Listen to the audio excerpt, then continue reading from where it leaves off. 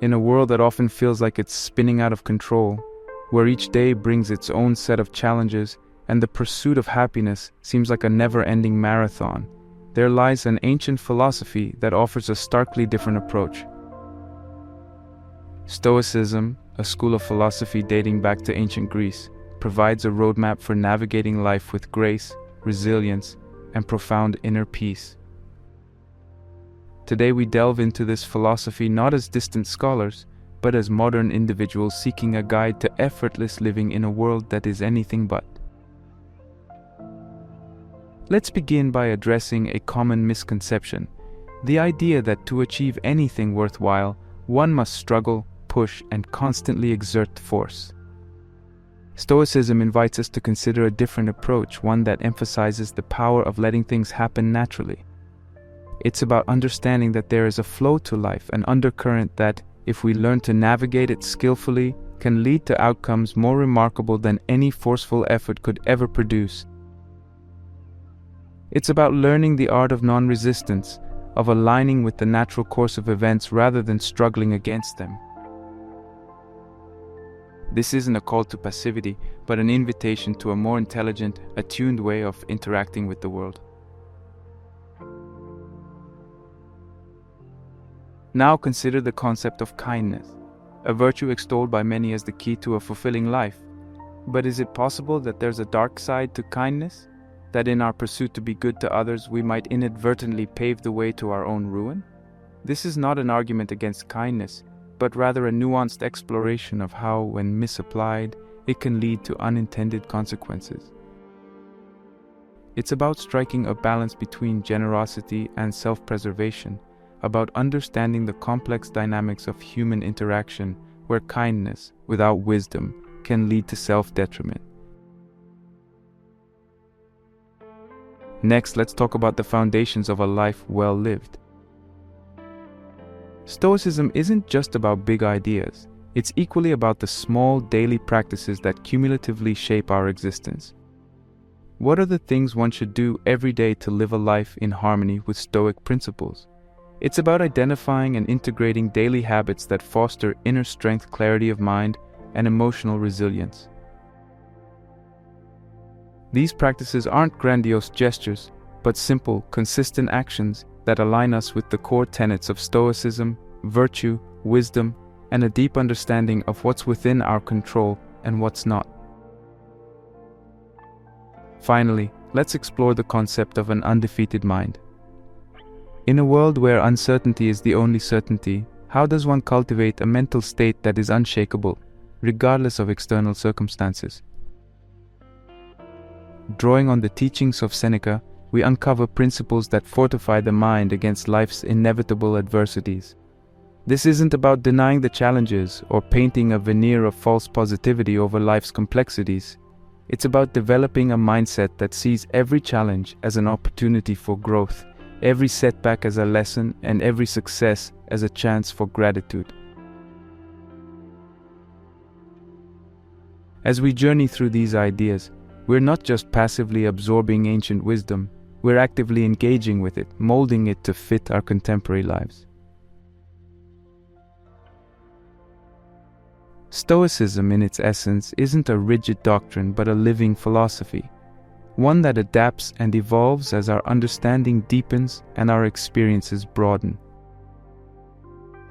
In this exploration, we'll discover that effortless living doesn't imply a life without effort. Rather, it's about the effort that's in harmony with our nature, our circumstances, and the natural order of the world. It's about finding ease in action, peace in chaos, and strength in vulnerability. It's about recognizing that sometimes the most powerful thing we can do is to accept, adapt, and move forward with wisdom and courage. So, as we embark on this journey, let's do so with open minds and hearts. Let's be willing to challenge our preconceptions, to question, to learn, and to grow. Let's embrace the Stoic way not just as a philosophy of the past, but as a living guide to a life of depth, meaning, and tranquility. Welcome to a Stoic Guide to Effortless Living, a journey to rediscovering the art of living well in a world that is constantly changing.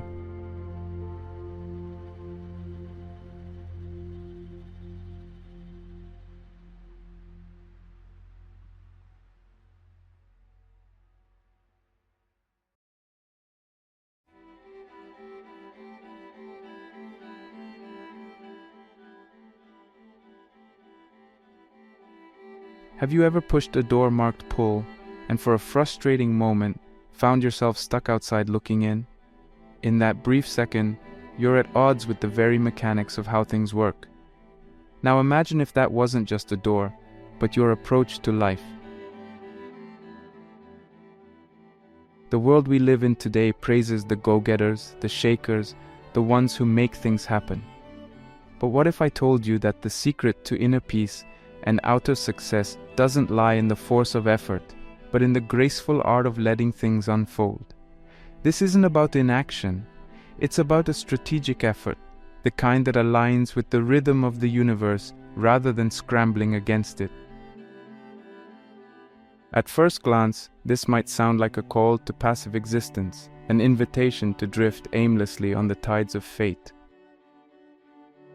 But as we'll see, there is a profound strength in understanding the difference between effort and force, between taking action and trying to control the uncontrollable. This is the Stoic perspective, a philosophy that has stood the test of millennia, still as relevant now as it was in the days of the Roman Empire. But who were these Stoics, and what have they taught us about effort and force? Stoicism is not merely a set of doctrines but a way of life, a blueprint for living in harmony with nature's laws and our own inner virtues. The Stoics, including great minds like Marcus Aurelius, Seneca, and Epictetus, were not concerned with academic debates but with practical wisdom. They believed in the power of reason, the importance of virtue, and the acceptance of fate. Consider Marcus Aurelius, the Roman emperor, who by day led legions and governed an empire, and by night penned reflections that would become immortalized in his meditations. He writes, "Do not waste what remains of your life in speculating about your neighbors, unless it is to effect some good for them.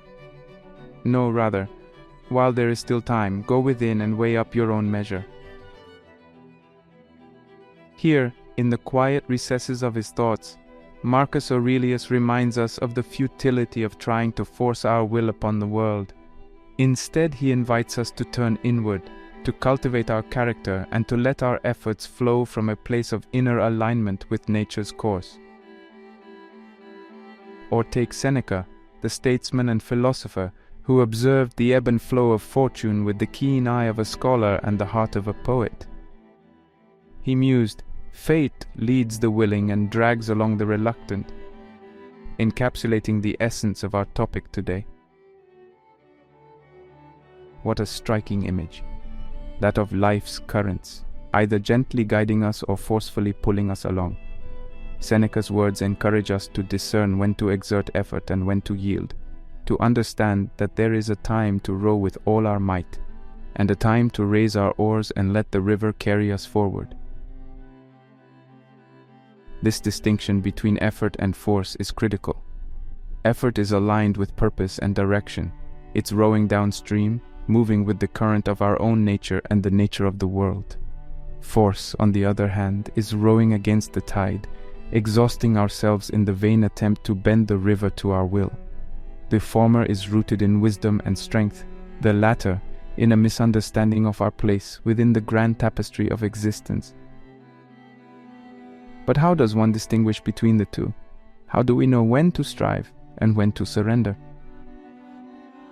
This is the crux of our exploration today. It's about understanding the signs of force, the tension in our bodies, the frustration in our minds, the sense of fighting an uphill battle against the relentless forces of life. It's also about recognizing the signs of true effort, the feeling of being in the zone, the satisfaction of doing our best without attachment to the outcome, the peace that comes with knowing we have acted with virtue, regardless of the results. To truly grasp this concept, we must immerse ourselves in the natural flow of life. We'll examine how the Stoics lived by this flow, how they embraced destiny while also exercising their will, how they took action without becoming ensnared by the fruits of their actions. We'll explore the balance they struck between shaping their lives and accepting life's unfolding narrative. We'll look at modern examples too, because this isn't just an ancient philosophy to be admired from afar. It's a living, breathing guide that can influence how we lead our lives today. How do we set goals in a way that's grounded in the art of allowing? How do we pursue relationships without clinging too tightly to our expectations? How do we advance in our careers without becoming consumed by ambition?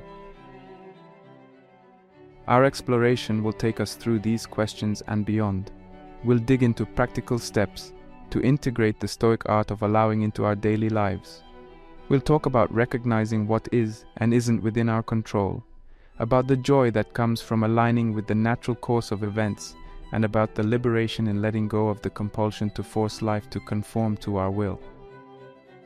In the words of Epictetus, "No great thing is created suddenly. This wisdom is our compass as we navigate the space between action and inaction, between making things happen and letting them happen." It's a reminder that the most profound changes in our lives and in ourselves often come not from the force of our will, but from the patience of our effort.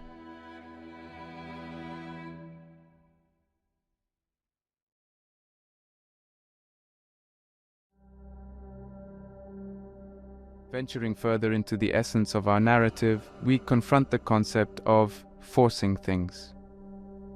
To force is to push against the natural rhythm of events and experiences with a kind of blind determination that often ignores the realities at play. It is an attempt to impose our will, to control outcomes, and to manipulate the path of life so that it conforms to our personal goals and desires. This endeavor, while rooted in the pursuit of success, often leads us astray from the path of wisdom. Imagine standing at the river's edge. Your objective lies on the opposite bank. Forcing things would be akin to plunging into the water, swimming against the current, expending energy with every stroke, fighting the river every step of the way. It is possible that you might reach the other side, but at what cost? Your strength is depleted, your spirit wearied, and you are left wondering if there might have been a better way, a bridge, a boat, or a smoother passage downstream. Now let's turn our gaze inward to the psychological and emotional landscapes within us. When we force things, what occurs in the realm of our minds and hearts? There is a tightness, a constriction that comes with trying to control the uncontrollable. It manifests as stress, the body's alarm system, signaling that something is not right. Anxiety follows, a sense of dread that shadows our every move, whispering of all that could go wrong. And, if left unchecked, this state of constant strain leads to burnout, a deep and profound exhaustion that dims the light of our spirit and the sharpness of our intellect. In our society, where the cult of achievement reigns supreme, these symptoms are often worn as badges of honor. Long hours, sleepless nights, and unyielding pressure are heralded as the hallmarks of dedication. Yet, this is a misunderstanding of what true dedication and achievement entail. The Stoics would look upon this and shake their heads, for they understood that working against nature, both the nature of the world and our own nature, is folly. The Stoic virtue lies in working with nature, not against it. It is in recognizing the flow of the cosmos and aligning ourselves with it. This does not mean we abandon our goals or relinquish our dreams. Rather, we pursue them with an understanding of the appropriate means and timing. It is to know when to plant and when to harvest, when to speak and when to remain silent, when to act and when to wait. Stoicism teaches us to apply our efforts wisely, to exert our energies in harmony with the cycles of change and growth. It counsels us to focus on our own actions and attitudes, the true areas where we possess power. This is not a passive resignation, but an active engagement with life, tempered by the wisdom to accept what we cannot change. To work with nature, one must understand it, and this begins with self-knowledge. The Stoic practice of self-examination, reflecting on one's thoughts, emotions, and actions, is a tool for this purpose. It helps us identify when we are pushing too hard, when we are being driven by fear, pride, or desire rather than reason and virtue. Consider the farmer who understands the seasons. He does not plant in winter, not because he is idle, but because he knows the land must rest and that seeds grow best when sown at the right time. In our lives, just like the farmer, we must discern our seasons, read the signs of our internal and external environments, and act accordingly. There is grace in patience, in allowing things to develop in their own time. The oak tree does not rush to tower above the forest. It grows steadily year by year, in accordance with the inherent pattern embedded within its acorn heart. So too must our ambitions and efforts unfold according to the pattern of who we are and the circumstances we inhabit. This brings us to the realm of our practical lives, where each day presents countless opportunities to choose between forcing and flowing. It is in the projects we undertake at work, the relationships we nurture, the personal goals we set for health, learning, and growth. To approach these endeavors from a Stoic perspective is to engage with them wholeheartedly, applying our talents and energies, but with a mind open to the outcomes, whatever they may be. To practice this art, we must be vigilant, constantly monitoring our inner state for the tension of force. We must be courageous, willing to let go when we find ourselves gripping too tightly to a predetermined outcome. And we must be compassionate, granting ourselves the kindness to stumble, to learn, and to grow without the harshness of self-imposed demands. As we advance in this discussion, remember the wisdom of the Stoics, to live in agreement with nature. This is not the path of least resistance, it is the path of true resistance, the kind that shapes stones and carves canyons, the resistance that, through patience and persistence, aligns with the forces of life to create enduring beauty and strength. This is the resistance that understands the power of water flowing over rock, the steady and gentle insistence that, over time, reshapes even the hardest of obstacles.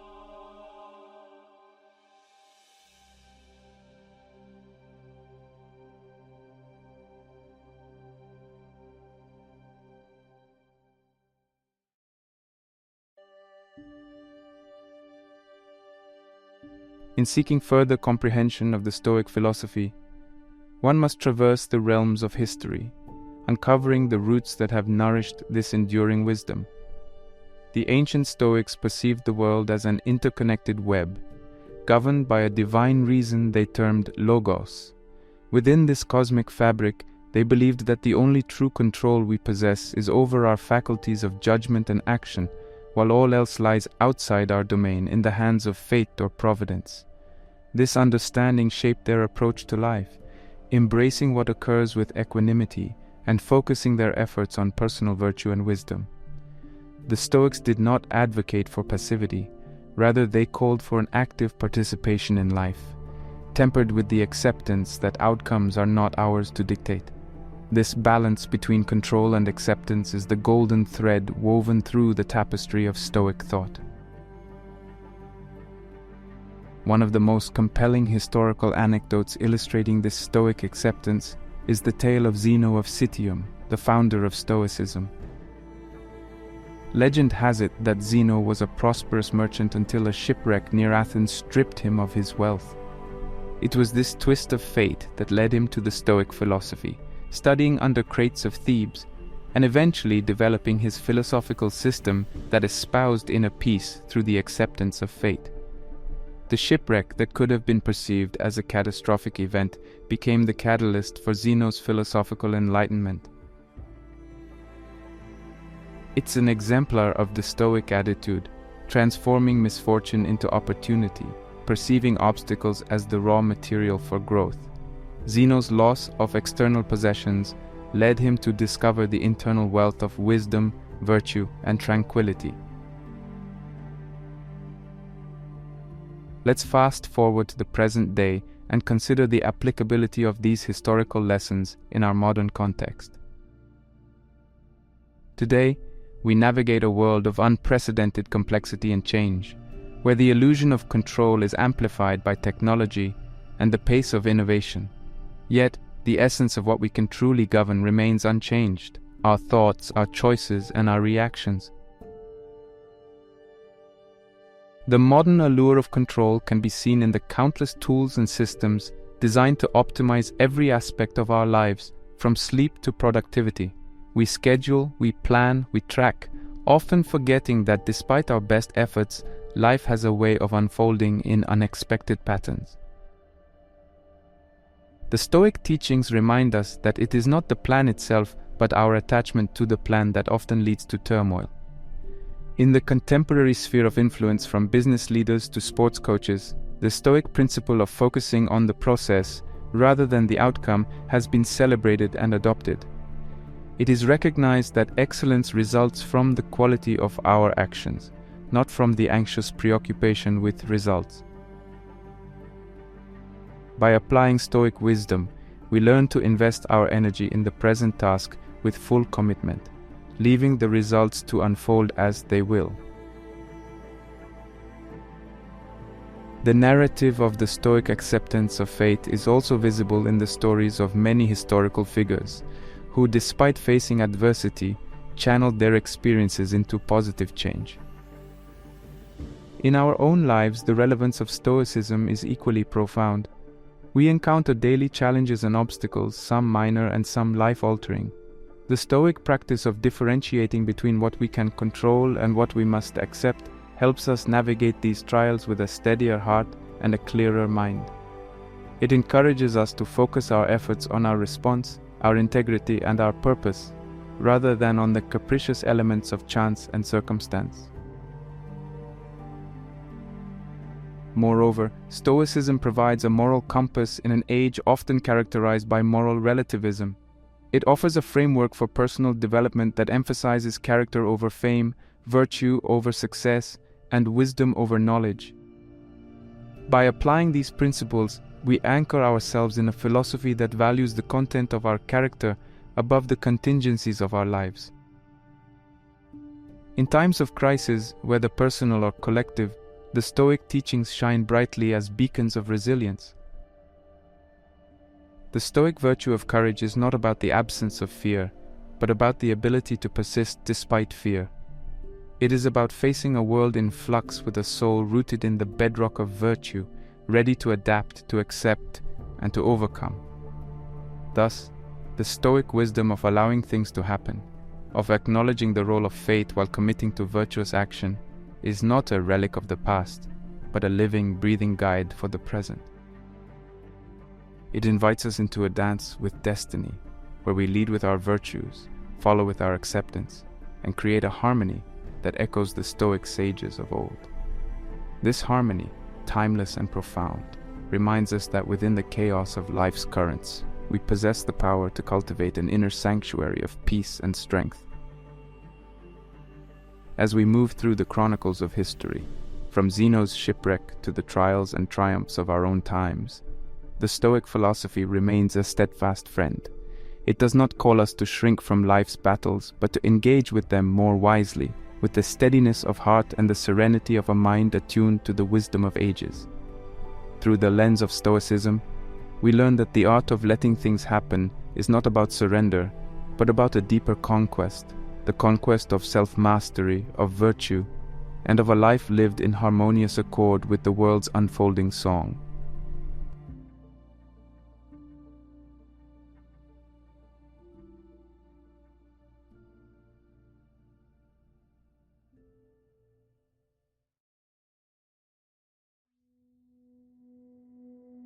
Delving into the rich fabric of Stoic wisdom, we arrive at a pivotal juncture, the philosophy of action without force. This is not an admonition against action itself, but rather against the attachment to the fruits of our actions. It's a delicate balancing act, one that requires us to engage with the world fully, exerting ourselves in the pursuits we deem worthy, while simultaneously releasing our grip on the expectations of what these pursuits should yield. In the Stoic view, action is essential. We are participants in the tapestry of life, and our choices, our movements, are the threads by which we contribute to the ever-evolving picture. Yet, Stoics distinguish sharply between taking action, which is under our control, and forcing an outcome, which is not. We are encouraged to pour our efforts into the former, and to cultivate a graceful detachment from the latter. When we take action, we are active agents, moving with intention and purpose. We are planting seeds of effort, care, and skill. But once planted, the growth of these seeds, the outcomes, are subject to innumerable factors beyond our ken: the weather, the soil's fertility, the passing of time. To force an outcome is to stand over the seedlings, pulling at them, demanding that they grow faster, taller, stronger. It's not only futile, it's likely to damage the very growth we seek to foster. This concept might be crystallized in the image of an archer from Stoic texts.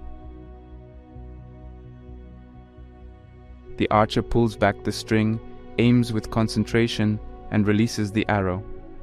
His job is done in the moment of release, where the arrow lands is no longer in his hands.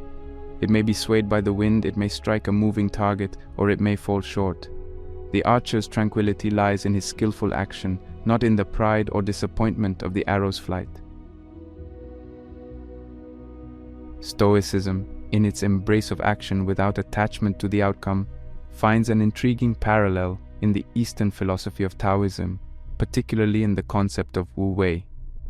Translated as non-doing or effortless action, Wu Wei is the art of flowing with life's natural currents. It is acting in accordance with the Tao, the way of the universe, which moves effortlessly and spontaneously. It doesn't mean not acting at all. Rather, it implies action that does not involve struggle or excessive effort. Wu Wei is about alignment with the rhythms of nature, about understanding when to act and when to remain still, when to exert force and when to yield. This is not a resignation from action, but an invitation to a higher form of engagement, one that is intuitive, harmonious, and in tune with the essence of the world around us. Just as a tree doesn't strain to grow, but does so naturally, Wu Wei teaches us to apply our energies where they will be most effective and to refrain from wasteful expenditures of force.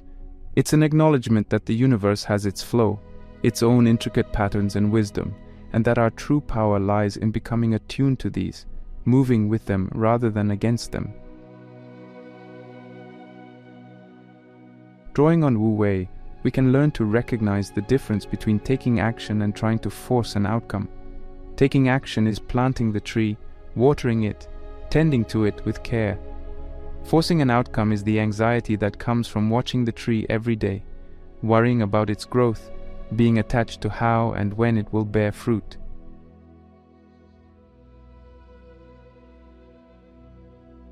In our personal lives, this might translate to doing our best at our jobs, in our relationships, and in our self-development, without becoming attached to how these efforts will be received or what they will produce. This detachment doesn't diminish the quality of our action. In fact, it might enhance it. When we are not fixated on outcomes, we can be more present, more attentive, and more aligned with the task at hand. The resonance between Stoicism and Taoism in this aspect is profound. Both philosophies counsel us to let go of the need to control and to trust in the process of life. They remind us that there is a wisdom to the unfolding of events that we, with our limited perspective, cannot fully comprehend, and so they teach us to act with integrity, do our part, and then step back, allowing the world to do its own. These philosophical threads converge on a simple yet powerful truth: that peace comes not from controlling the outcomes of our actions, but from knowing that we have acted rightly to the best of our ability and with good intent. This is the heart of action without force, a heart that beats steadily, calmly, resonating with the timeless wisdom that has guided countless souls through the tumults of history. In applying these principles to our contemporary lives, we find a pathway to a more serene and effective existence.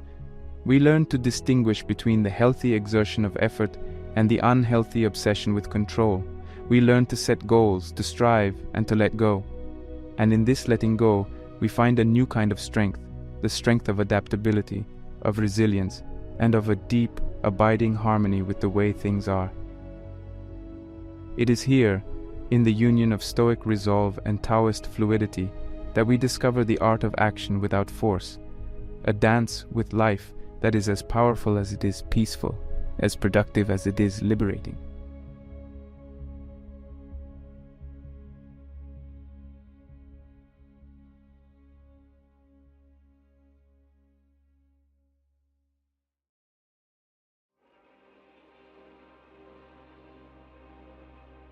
The Stoic teachings offer profound lessons on the art of letting go, providing us with a guide to living a life that is both purposeful and tranquil. Let's explore in greater depth how the Stoic wisdom can be applied to our modern lives. Epictetus provides a fundamental Stoic lesson, the distinction between what we can control and what we cannot. This discernment is the bedrock of Stoic peace of mind. Some things are within our power while others are not. Within our power are opinion, motivation, desire, aversion, and in a word, whatever is of our own doing. Not within our power are our body, our property, reputation, office, and in a word, whatever is not of our own doing. In a world that often feels chaotic and unpredictable, understanding and embracing this dichotomy can be transformative. Imagine living with the constant recognition that our efforts are best placed on our inner world, the realm of our own decisions, judgments, and reactions. This is where true agency lies. By accepting this, we can conserve our energy, no longer dissipating it in futile attempts to control the uncontrollable. It's like sailing.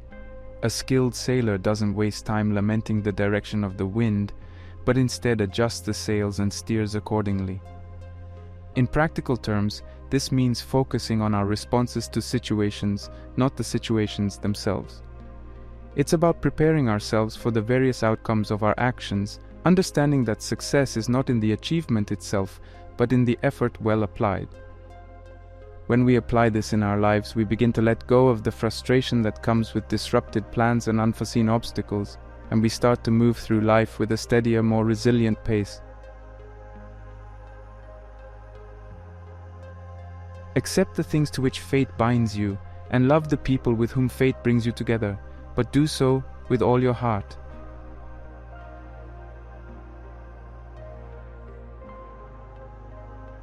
Marcus Aurelius, the philosopher king, takes this concept further with the doctrine of amor fati, love of one's fate. This profound acceptance goes beyond mere endurance. It's a joyous embrace of all that life offers, both the triumphs and the tragedies. What if we welcomed everything that happened to us as if we had chosen it ourselves? It's a radical shift in perspective, turning every moment into something of value, an opportunity for growth and reflection. This doesn't mean being passive or resigned to suffering. It means seeing the potential in whatever occurs. Marcus's insights can lead us to find beauty in the inevitable cycles of life. He encourages us to look at the whole of which we are a part, to understand our place within the greater order of things. This broader view can free us from the myopia that magnifies our troubles and blinds us to the possibilities contained within them. In embracing our fate, we are not giving up on making things better. Instead, we're committing to move forward with a kind of optimistic pragmatism. It's the practice of taking each moment as it comes and infusing it with our best selves, not because it guarantees a certain outcome, but because it is the most authentic way to live.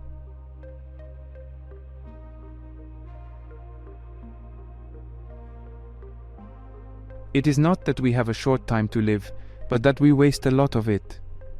Life is long enough, and a sufficiently generous amount has been given to us for the highest achievements if it were all well invested. Seneca's musings on time provide a vital Stoic lesson on the importance of prioritization and focus. He prompts us to consider the scarcity of time and the folly of wasting it on the inconsequential. His admonitions against the squandering of time are a call to action for mindful living. We live in an era filled with distractions, where our attention is a currency in high demand. Seneca's advice takes on new meaning when we consider how modern technologies can lead us to inadvertently waste vast amounts of this precious resource. What would it look like if we applied his wisdom today? It would mean a conscientious effort to let go of the trivial, the endless scroll through social media, the preoccupation with the lives of others, the worry over things beyond our control. Instead, we can choose to use our time in pursuits that enrich our souls and better our world. This could involve deepening our relationships, cultivating our talents, or contributing to our communities. It's a call to let go of the superficial and to engage deeply with the essence of life. The Stoic practice of letting go is not about disengagement from the world. Rather, it is about engaging with it more meaningfully. It is not about indifference, but about discernment, the ability to differentiate between what truly matters and what doesn't. It is not about the absence of action, but about purposeful action guided by wisdom. By internalizing the lessons of these Stoic philosophers, we learn to let go of the illusion of control, the resistance to our reality, and the distractions that sap our time. In their place, we cultivate acceptance, purpose, and focus, enriching our lives and allowing us to navigate the world with grace and equanimity. In doing so, we honor the Stoic legacy, turning their timeless wisdom into a living practice that continues to resonate across the ages.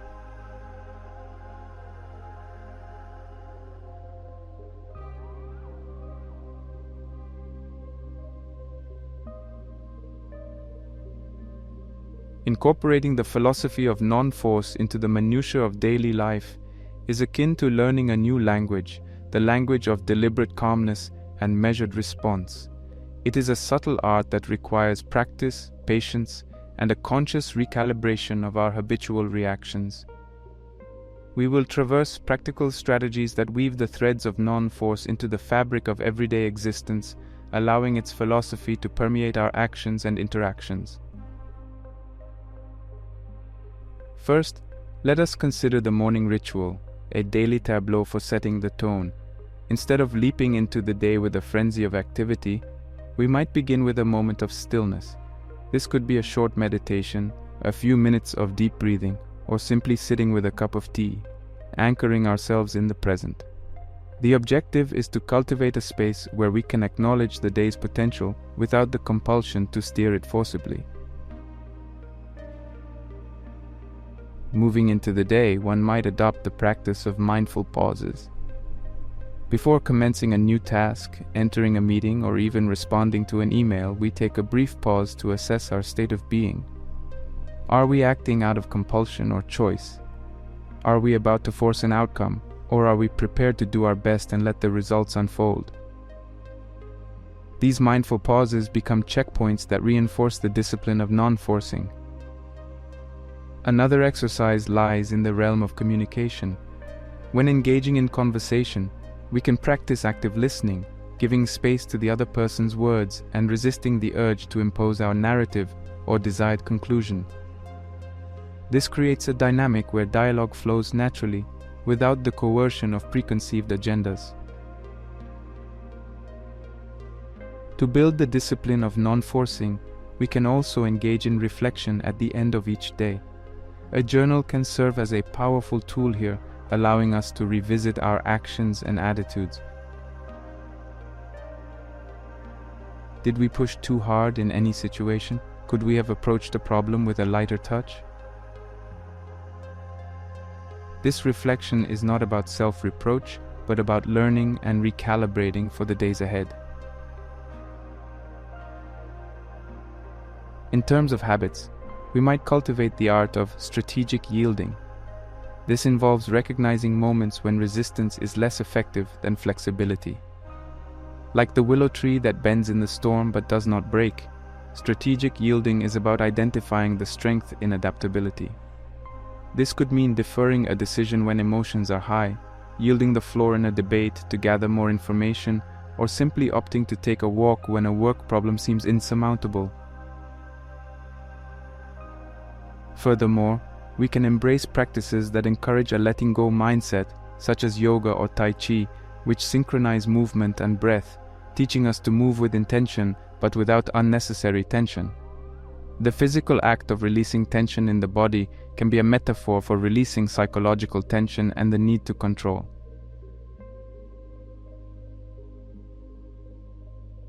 Now, let us turn our attention to the balancing act of effort with surrender. It is a dance between doing and being, exerting and resting. The key lies in our focus.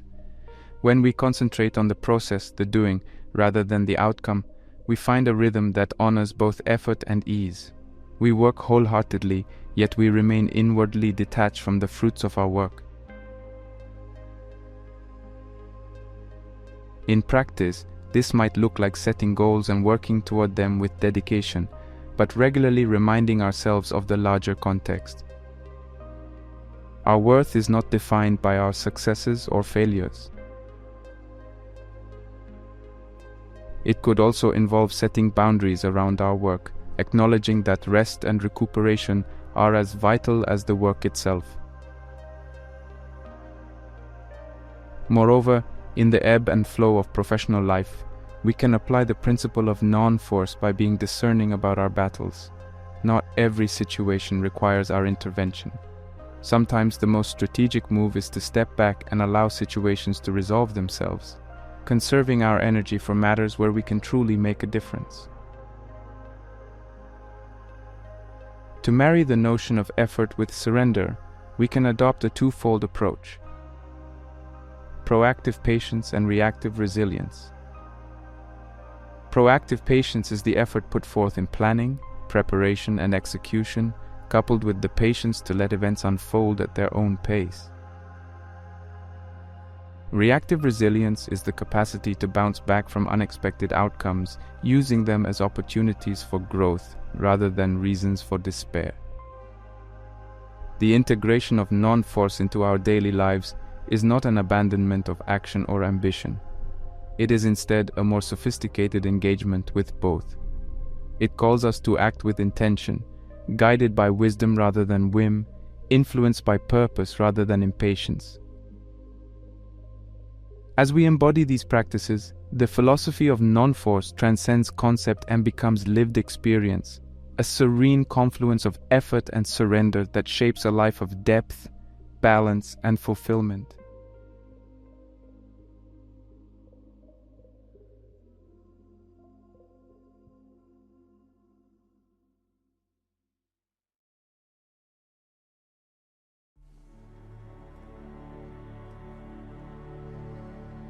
As we reach the conclusion of our journey together through the philosophy of non-force and the art of letting things happen, let us take a moment to reflect on the ground we've covered.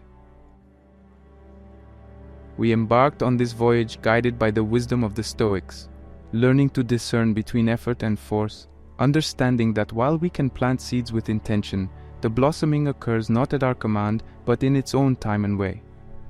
We recognize the telltale signs of forcing, stress, anxiety, and burnout, and contrasted these with the serene strength that comes from working in harmony with nature's rhythms.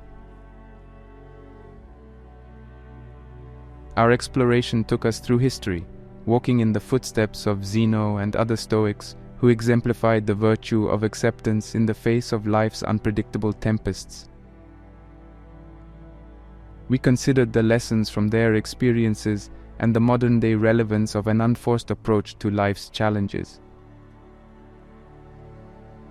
The concept of Wu Wei from Taoism entered our conversation, enriching our understanding of action without attachment, and we found common ground between these ancient philosophies, realizing that effort can be exerted without the tension of force. We delved into the psychological effects of letting go, appreciating the mental health benefits that unfold when we cease to strain against the current of existence. We discussed how letting go has the power to reduce stress and improve our overall well-being, with research and personal anecdotes bolstering this transformative perspective. In the realm of practical application, we provided tools for integrating non-force into daily life. We spoke of mindful pauses, reflective journaling, the practice of active listening, and the cultivation of strategic yielding. we examined the intricate dance between effort and surrender, encouraging a focus on the process over the outcome, proactive patience, and reactive resilience. And now, as we wrap up our dialogue, it's my hope that you feel inspired to practice the art of letting things happen. The path is laid out before you, not as a rigid track to be followed with forceful strides, but as a meandering trail to be walked with a sense of wonder and openness. Each step is an opportunity to apply the principles we've discussed, to experiment with the space between action and allow, and to discover the liberating power that comes from an inner posture of release. As you go forth, remember that this is not a call to passivity, but an invitation to a more profound engagement with life. It is about aligning with the flow of events, rather than colliding with them. It is the art of shaping without forcing, of influencing without overpowering, and of living with a deep and abiding sense of peace that comes from the recognition that, while we play our part, the universe has its rhythms, and wisdom lies in moving with them, not against them. Embrace this art of letting things happen and watch as your life transforms, not because you exerted force upon it, but because you allowed it to unfold in its own beautiful, unpredictable, and perfect pattern.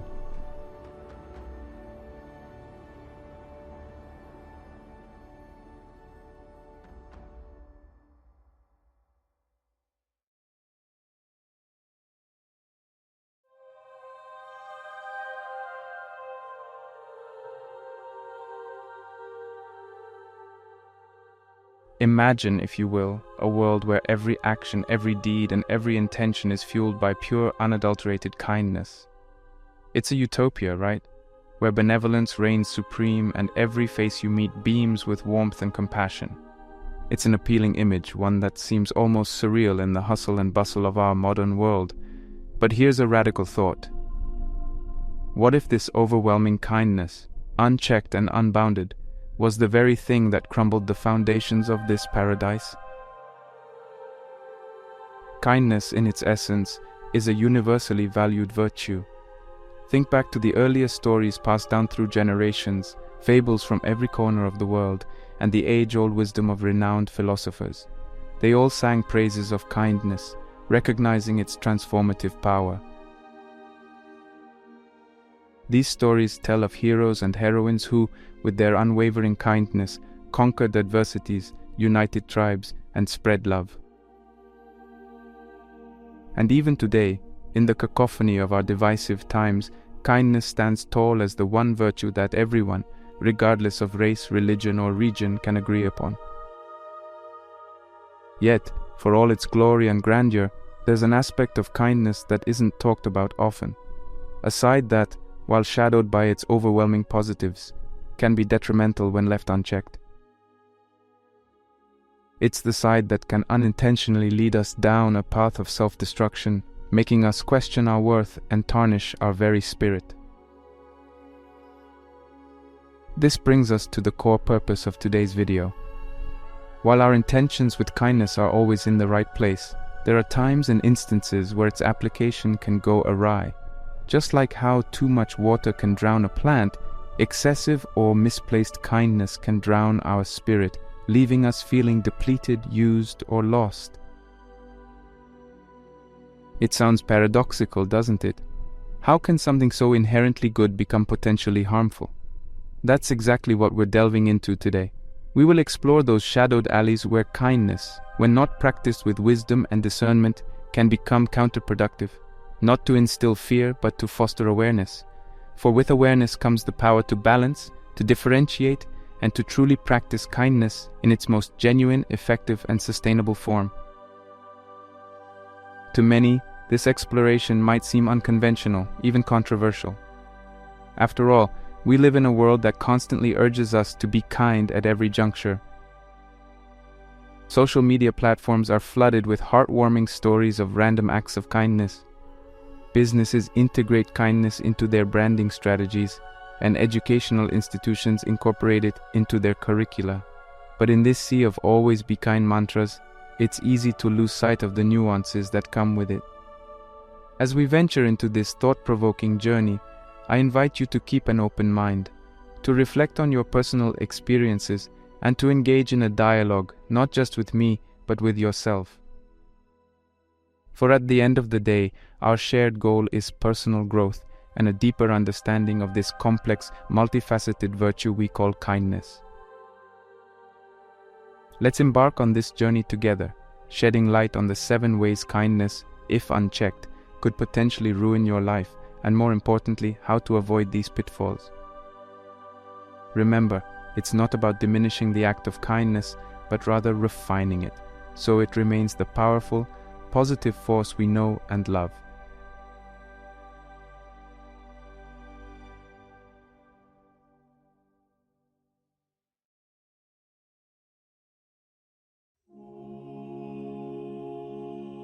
The good intentions behind people-pleasing. We've all been there at some point or another. A friend asks for a favor when we're already stretched thin. A coworker seeks help on a project during our personal time, or a family member requests our presence at an event when we're mentally exhausted. Despite the internal conflict, our instinctive response is a resounding yes. After all, what's a little inconvenience if it brings joy or relief to someone we care about? This is the essence of people-pleasing, the persistent desire to accommodate others, even if it comes at a personal cost. On the surface, people-pleasing appears as an admirable trait. It's a testament to a person's kindness, willingness, and selflessness. Society often lauds the individuals who go the extra mile, praising their sacrifices as they juggle countless tasks, favors, and commitments. But beneath this veneer of commendation lies a deeper, more intricate web of emotions and consequences that many fail to recognize until they're deeply entangled. The domino effect of unchecked people-pleasing. The consistent act of putting others before oneself, while rooted in good intentions, can have a domino effect on an individual's well-being. The first tile to fall is often the physical and mental toll it takes. A yes here and there can quickly snowball, leading to overextension. The late nights, the missed self-care routines, the constant juggling, it all accumulates. Before one realizes, burnout sets in. The signs can be subtle: persistent fatigue, mood swings, and a growing sense of detachment from one's passions and hobbies. But burnout is just the beginning. As one continues to prioritize others, resentment starts brewing. It's a natural, albeit uncomfortable, emotion that emerges when personal boundaries are persistently crossed. The mind begins to wonder, why am I always the one making sacrifices? Or does anyone recognize the efforts I put in? This resentment, if left unchecked, can strain relationships, ironically defeating the purpose of people-pleasing in the first place. Perhaps the most profound casualty of unchecked people-pleasing, however, is the loss of personal identity. When one is constantly molding themselves to fit the needs, desires, and expectations of others, they start losing touch with who they truly are. Interests become aligned with those of peers. Opinions sway based on popular consensus. And over time, the line between the individual's authentic self and the people-pleaser persona blurs. Recognizing the potential pitfalls of excessive people-pleasing is the first step towards reclaiming one's autonomy. But understanding the problem is only half the battle. Implementing solutions is where the real challenge lies. The primary weapon in one's arsenal against unchecked people-pleasing is setting healthy boundaries. It's essential to remember that boundaries aren't barriers, they're guidelines that help define one's personal space, limits, and values. By establishing what's acceptable and what's not, one can begin to navigate social interactions without losing themselves in the process. However, setting boundaries means little if one cannot communicate them effectively. This brings us to perhaps the most potent two-letter word in the English language: no. Saying no isn't a rejection of the person or their request, It's a declaration of self-respect. It's an acknowledgement that while one might wish to help or participate, current circumstances or well-being don't permit it. Of course, asserting boundaries and declining requests can induce guilt, especially for seasoned people-pleasers. It's crucial to remember that saying no doesn't diminish one's kindness or value. On the contrary, by preserving one's well-being, they're better equipped to help and support others genuinely and wholeheartedly when the situation allows. In the grand tapestry of human interactions, kindness and the desire to please are threads that add vibrancy and warmth. However, like any intricate design, balance is key. By recognizing the potential pitfalls of excessive people-pleasing, setting clear boundaries, and learning to say no without being consumed by guilt, individuals can weave a life that's not just pleasing to others, but deeply fulfilling to themselves. After all, true kindness begins with being kind to oneself.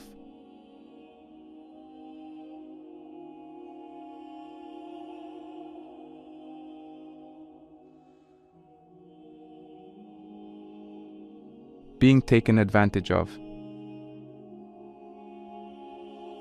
Kindness, in its purest form, is a radiant expression of the human spirit. It's the gentle hand that offers support, the soothing voice that offers solace, and the open heart that gives without expecting. However, this very openness, when not tempered with discernment, can make one susceptible to the manipulations of those with less than honorable intentions.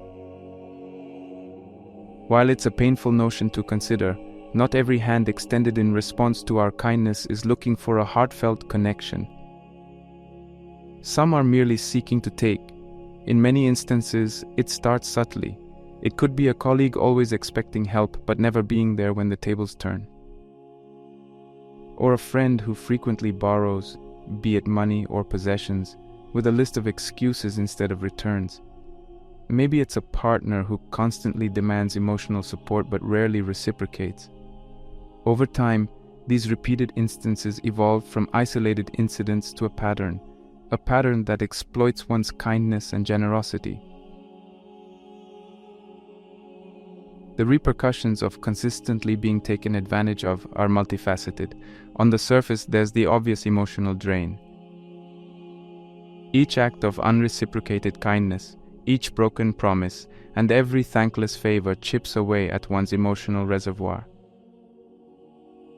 The once boundless energy and enthusiasm for helping others slowly wanes, replaced by a growing sense of cynicism and guardedness. Beyond the emotional toll, there's the tangible depletion of resources. Time, money, and sometimes even physical well-being are sacrificed in the service of those who exploit. These repeated sacrifices can lead to tangible setbacks, be it in personal goals, financial stability, or career progression. But perhaps the most insidious consequence is the erosion of self-worth. When one's kindness is repeatedly exploited, it can lead to a barrage of self-questioning. Thoughts such as, "Am I not worth the respect? Why do I always end up being used? Or, is there something wrong with me?" can plague the mind.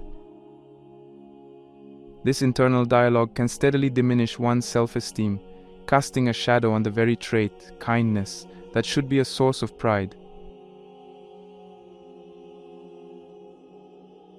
So how does one protect themselves from falling into the snares of exploitation while retaining their genuine desire to be kind? The journey begins with awareness and recognition. It's vital to be alert to the signs of manipulative behavior. These can manifest as guilt-tripping, playing the victim card, offering hollow promises, or frequently shifting goalposts. By being attuned to these behaviors, one can discern genuine requests for help from manipulative ploys. Yet, awareness is only the starting point. What follows is the need for discernment in relationships. It's essential to periodically evaluate one's relationships, separating the wheat from the chaff. Recognizing those who value and reciprocate kindness from those who merely take can be illuminating. It doesn't necessarily mean cutting ties immediately, but adjusting the level of generosity and openness based on the nature of the relationship. An essential tool in this journey of discernment is open communication. If a pattern of exploitation is identified, address it. Sometimes, it's a mere lack of awareness on the other person's part, and an open conversation can reset the dynamics of the relationship. At the heart of avoiding exploitation while being kind is the fusion of kindness with wisdom. Kindness need not be blind. It can be, and should be, practiced with open eyes and an alert mind. By integrating awareness, discernment, and open communication into one's approach towards kindness, one can not only guard against exploitation, but also ensure that their acts of generosity are directed towards those who truly value and appreciate them. In the end, being kind doesn't mean one should be an open book with pages ready to be torn. Instead, think of oneself as a well-curated library, open to all but with clear rules, ensuring that the knowledge and generosity within are respected, valued, and reciprocated.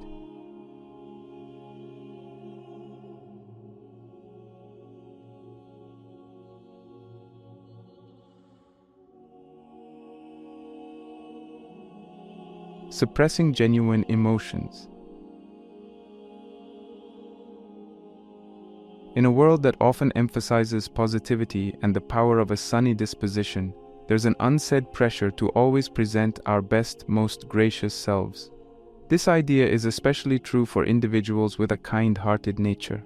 Whether it's in the face of criticism, in response to hurtful comments, or even during personal upheavals, there's a silent expectation to maintain a composed, kind facade.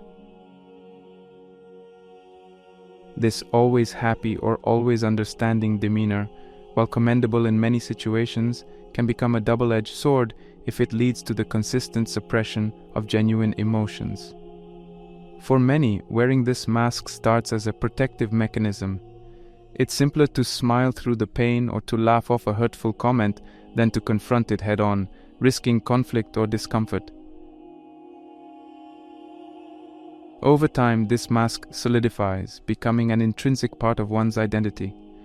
What was once a conscious choice slowly morphs into an involuntary reflex.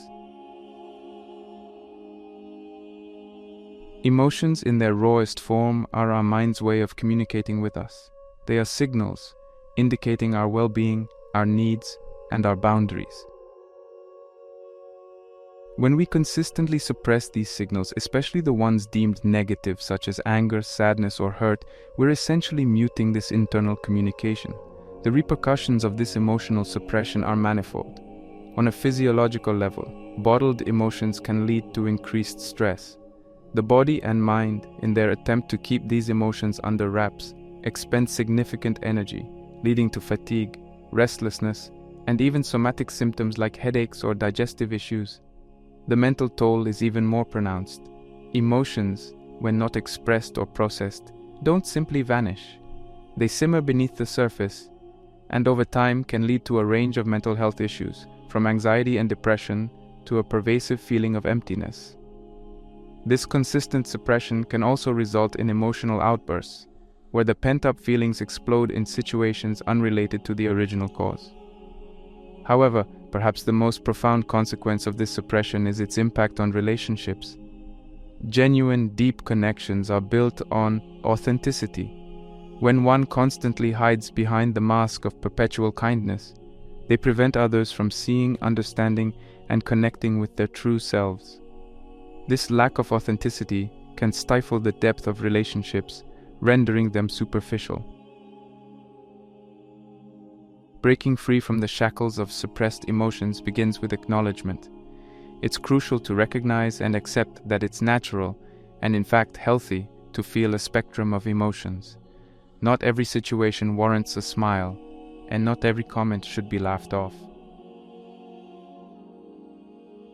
To navigate this emotional landscape, communication becomes the guiding star. Instead of masking feelings, express them. This doesn't mean venting out anger uncontrollably or drowning others in our sorrows. It's about conveying feelings in a measured, constructive manner. For instance, if a friend's comment hurts, instead of suppressing the hurt, one could say, "I value our relationship, and that comment made me feel hurt. Can we discuss it?" Practicing emotional intelligence goes hand in hand with open communication. Emotional intelligence allows us to not only recognize and understand our emotions, but also to manage and express them appropriately. It provides the tools to convey feelings without causing harm, ensuring that the message is understood and not just heard. An essential aspect of this journey is to surround oneself with supportive individuals who value emotional honesty. Seek out friends, family, or even support groups that encourage genuine expression and create a safe space for open dialogue. In essence, the journey away from suppressing genuine emotions is a journey towards authenticity.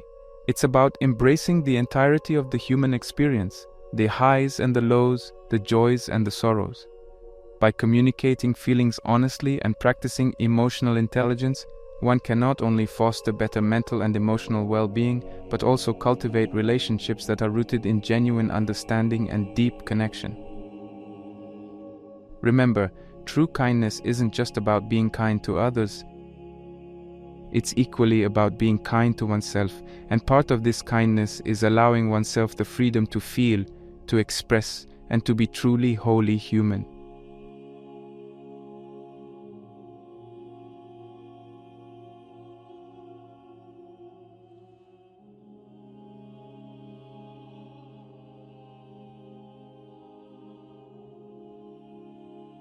Overextending yourself. The human spirit, in its noblest manifestations, often seeks to transcend its boundaries, pushing the envelope of what's possible. This sentiment is particularly amplified in kind-hearted individuals. Driven by an intrinsic desire to assist, uplift, and make a difference, they frequently find themselves volunteering for tasks, offering help, or taking on responsibilities even when their plates are already brimming. While the intent behind these actions is undoubtedly pure, the act of consistently overextending oneself can lead to unintended and often adverse consequences. The scenario is all too common. A colleague asks for help on a project when you're already swamped with your tasks. A friend requests a favor when you've barely had a moment for yourself. In these situations, the immediate impulse for many is to say yes, driven by the desire to be kind, to be seen as reliable, or simply because turning someone down feels uncomfortable. Consistently overextending oneself is akin to continuously drawing from a well without allowing it to replenish. The immediate effects might not be noticeable, but over time, the signs of depletion become evident. Physically, the strain manifests as fatigue. The body, in its attempt to keep up with the ever-increasing demands, starts to wear out. Sleep patterns can get disrupted, energy levels drop, and there's a general sense of being run down. Mentally, the toll is twofold. Productivity, for one, takes a hit. As tasks pile up and responsibilities mount, the ability to focus and deliver effectively diminishes. Quality often gets compromised in the race to meet quantity. Furthermore, the continuous cycle of taking on more than one can handle and then struggling to keep up can lead to feelings of inadequacy and decreased self-worth. Over time, the initial joy derived from helping and being of service morphs into resentment. This resentment can be directed towards the very people one is helping, or even towards oneself for not setting boundaries. It's a perplexing emotional state, being resentful for actions driven by one's intrinsic kindness. Preventing this cycle of overextension begins with a crucial realization: recognizing one's limits. This doesn't equate to admitting inadequacy or lack of capability. Instead, it's about understanding that, like every resource, one's energy, time, and capabilities are finite. And to be of service in the long run, one needs to allocate these resources judiciously. The practice of self-awareness plays a pivotal role here. Regularly check in with yourself, assess your energy levels, gauge your mood, and evaluate your workload. If you find yourself consistently fatigued, overwhelmed, or irritable, it's a signal that you might be stretching yourself too thin. Coupled with self-awareness is the art of saying no. Declining a request or turning down an offer doesn't diminish one's kindness or value. It merely signifies a momentary pause, ensuring that when one does say yes, they can do so wholeheartedly and effectively. Another essential facet in this journey is self-care. Prioritize activities and practices that replenish your energy and spirit. Whether it's a hobby, meditation, exercise, or simply taking breaks, ensure that you're carving out time for rejuvenation. Remember, you can't pour from an empty cup. The crux of the matter is this: kindness, while a profound virtue, must be practiced in moderation, not in terms of how frequently one is kind, but in understanding when to offer help and when to step back. It's a delicate dance between generosity and self-preservation. In the end, the goal isn't to limit one's kindness, but to ensure its sustainability. By recognizing limits, practicing self-awareness, and prioritizing self-care, one can strike a balance, ensuring that their acts of kindness are not just fleeting gestures but lifelong commitments.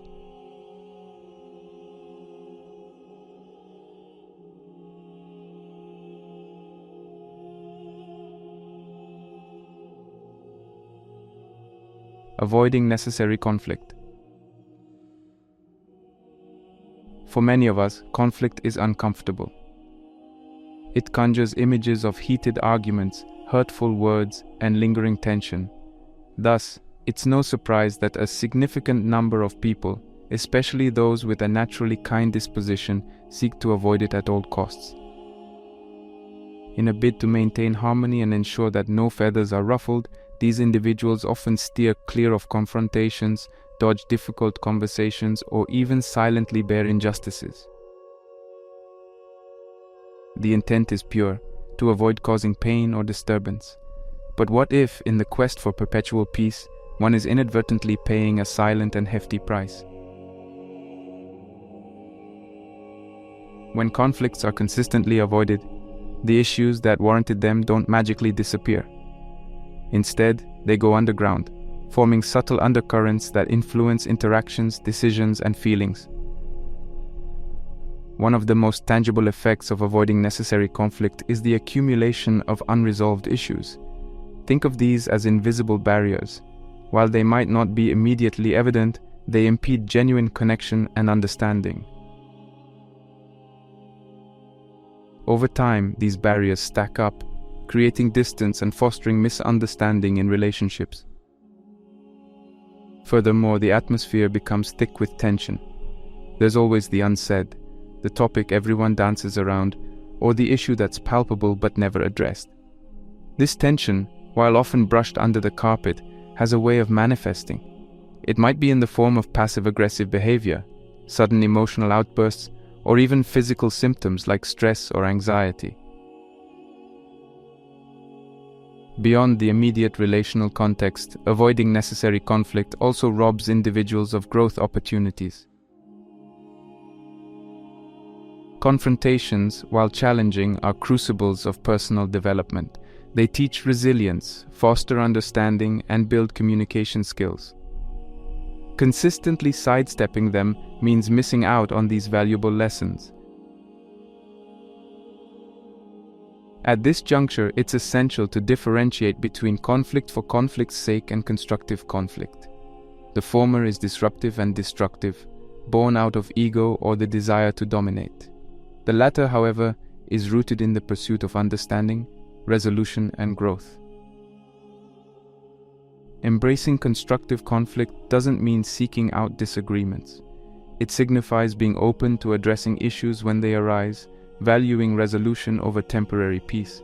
It's about viewing conflict not as a battleground, but as a meeting ground, a space where differing perspectives can converge to find common ground. Effective communication is the cornerstone of constructive conflict. This entails active listening. Before responding, truly hear the other person out.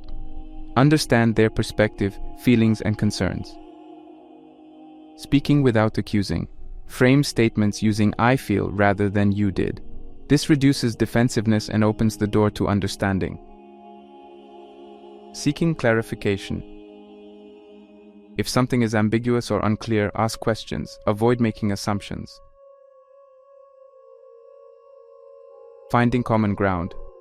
Focus on shared goals or mutual concerns, using them as a foundation to build upon.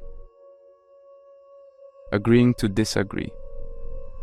Recognize that it's okay to have differing opinions. The goal is understanding, not necessarily agreement.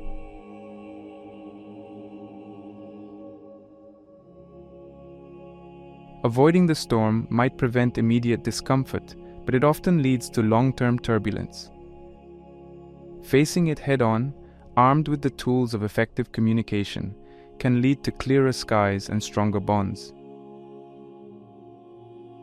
In essence, the journey towards embracing constructive conflict is a journey of courage. It's about valuing depth over surface-level harmony, growth over stagnation, and genuine connection over appeasement.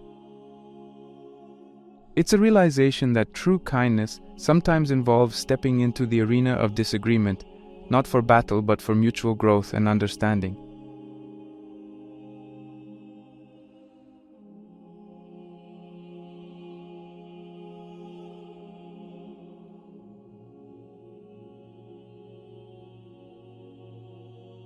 Diminishing your self-worth.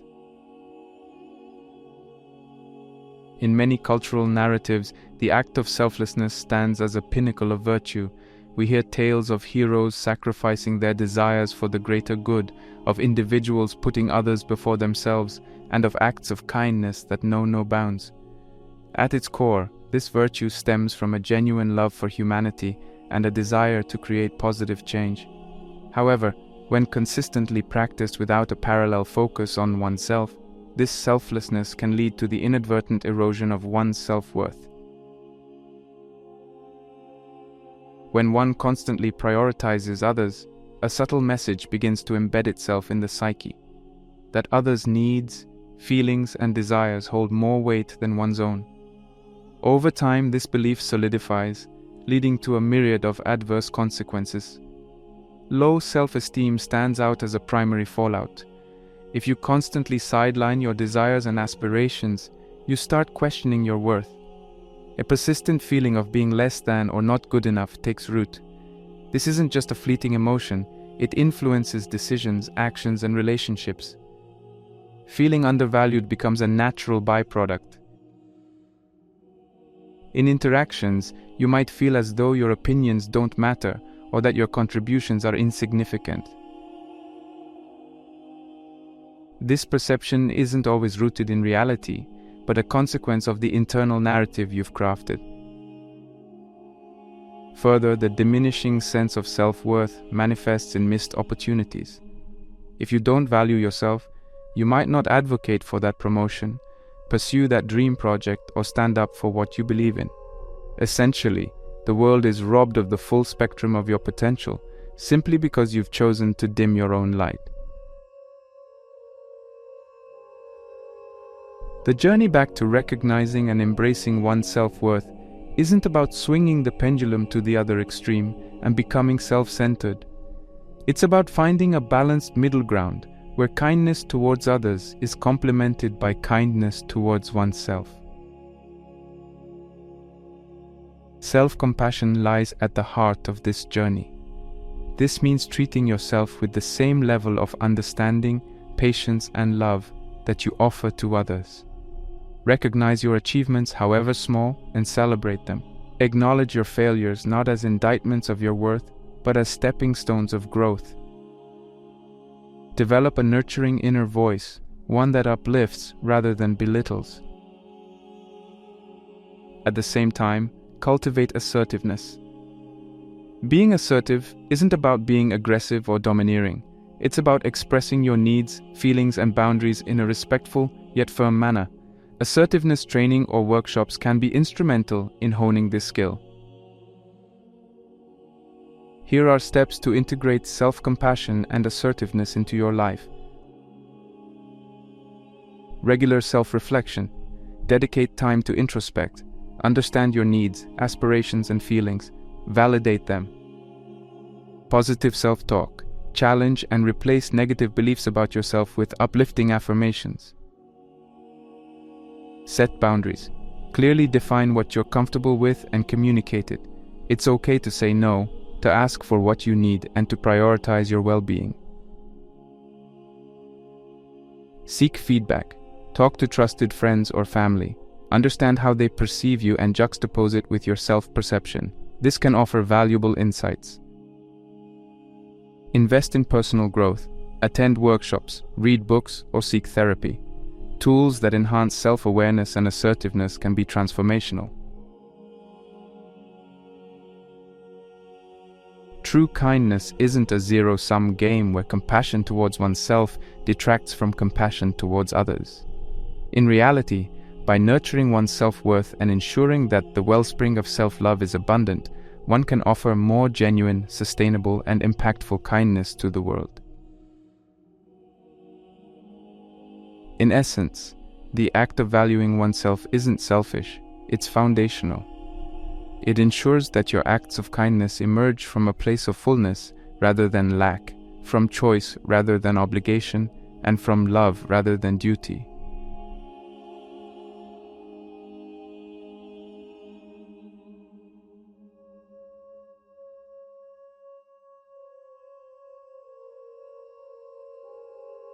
Misunderstanding of kindness. Across cultures and histories, kindness has been painted with broad strokes on the canvas of human virtues. However, somewhere along the lines of translation and interpretation, its essence has been oversimplified, and a few myths have emerged. One of the most pervasive myths is that kindness is synonymous with passivity, submissiveness, or an inherent lack of strength. This misconception can be traced back to numerous sources. From folklore tales where the kind-hearted protagonist is often portrayed as docile and submissive to societal norms that might associate gentleness with weakness. The truth, however, is far more nuanced. The ramifications of misconstrued kindness, operating under the belief that kindness equates to perpetual passivity, can lead to a host of challenges. For one, constantly yielding, acquiescing, or suppressing one's voice can result in others perceiving you as indecisive or weak. This perception, even if unfounded, can have tangible implications, especially in settings like workplaces where decisiveness and strength are valued. Moreover, the act of constantly sidelining one's desires or opinions in the name of kindness can be misinterpreted. Colleagues might misconstrue it as a lack of conviction or passion. Friends might interpret it as disinterest. In relationships, it might be seen as indifference. The ripple effect of this misunderstanding can lead to reduced opportunities, strained relationships, and a diminished sense of self-worth. The crux of the issue here is not the act of kindness itself, but the flawed understanding and application of it.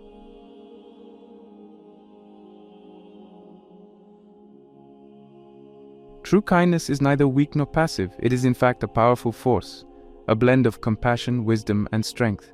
Kindness is not about never standing up for oneself or never showcasing one's power. It's about knowing when to exercise that power, how to do it with grace, and doing so for the right reasons. True kindness is the strength in lending a hand to someone in need. It's the wisdom in understanding when silence speaks louder than words. It's the courage in standing up against injustices, not just for oneself, but for others too. Kindness, in its purest form, is assertive.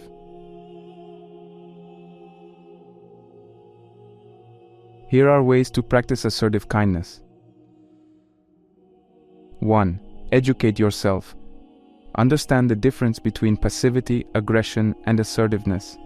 Kindness thrives in the assertive space. 2. Clear communication. Express your needs, beliefs, and feelings transparently. Doing so doesn't dilute your kindness. It amplifies its authenticity. 3.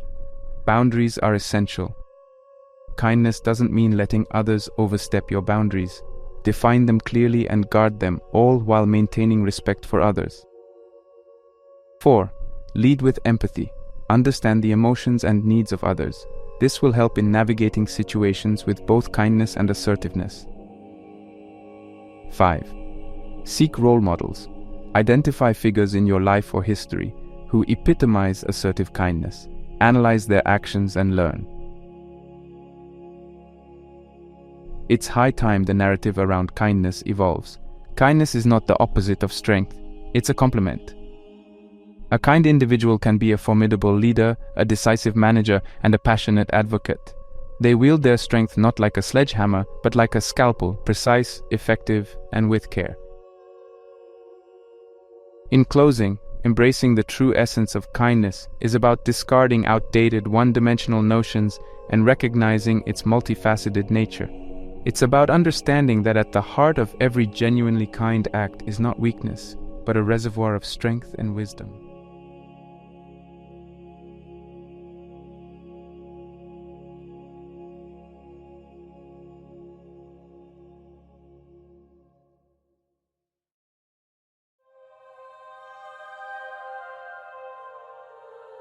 As we've journeyed through the nuanced landscape of kindness, we've dissected its multifaceted nature, shedding light on the pivotal touchpoints where its essence can sometimes become misguided or misdirected. 1.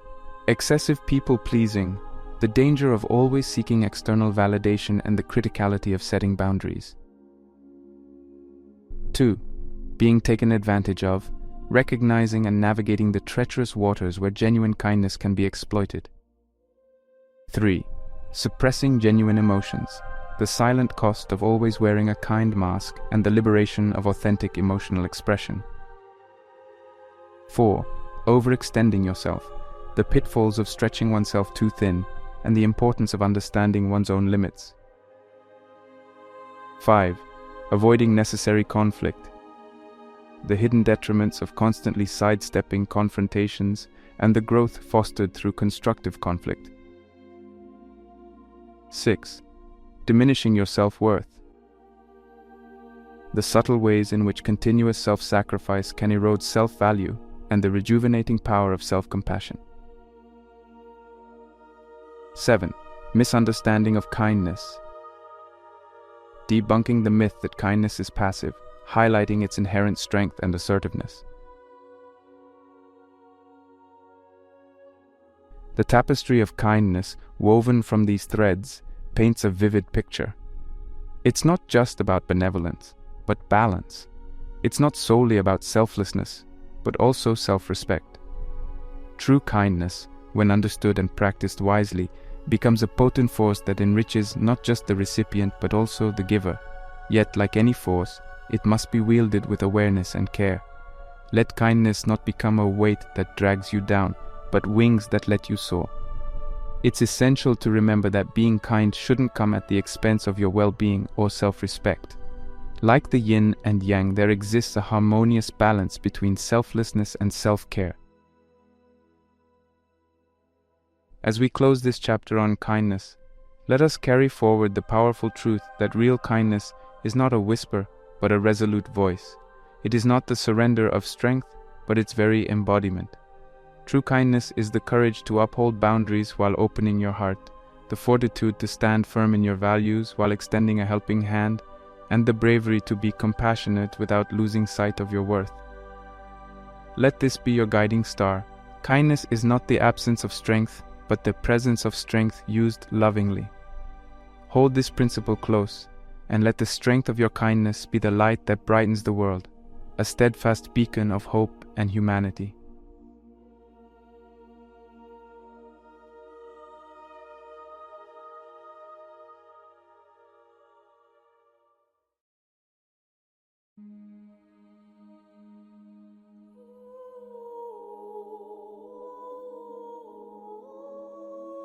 Have you ever wished for a shield against life's chaos?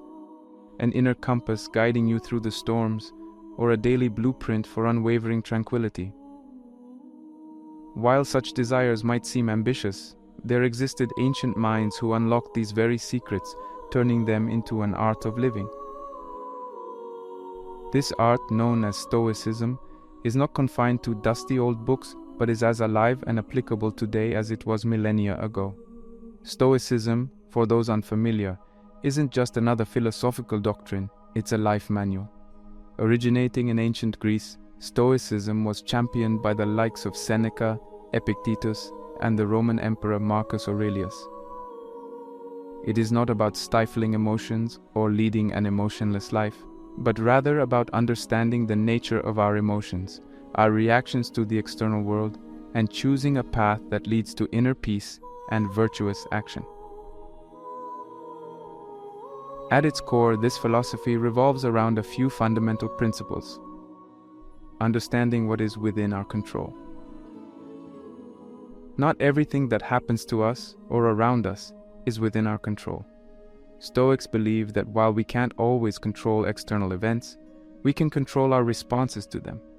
This distinction frees us from unnecessary anguish and enables us to find serenity even in the face of adversity. Pursuing virtue. Stoicism places a high value on personal virtue and integrity. It's not just about what we achieve, but how we achieve it. The journey and our conduct matter more than the destination. Accepting nature's course. The Stoics saw the world as a reflection of a rational order. By understanding and accepting the natural course of events, we align ourselves with this order, leading to a harmonious existence. Value of the present. While we often get lost in the past's regrets and the future's anxieties, Stoics emphasize the importance of the present. This moment right now is all we truly have, and we should cherish and make the most of it. Now you might be wondering, that sounds great in theory, but how do I actually incorporate these principles into my daily life?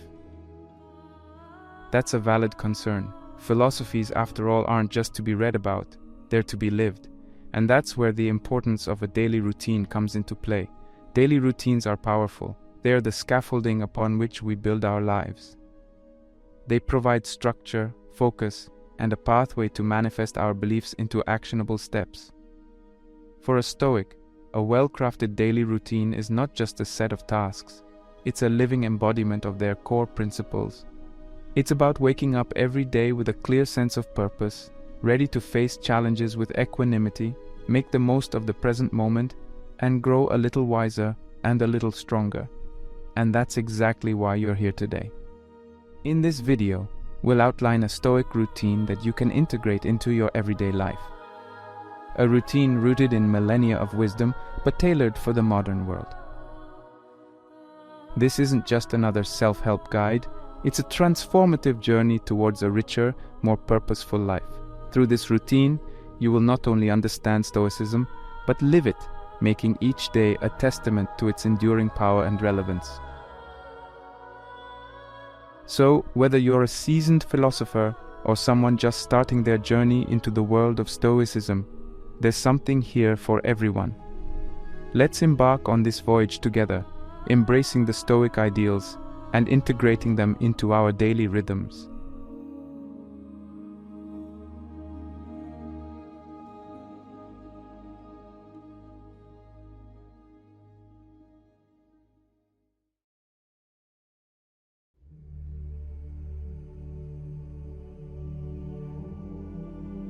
One, morning reflection.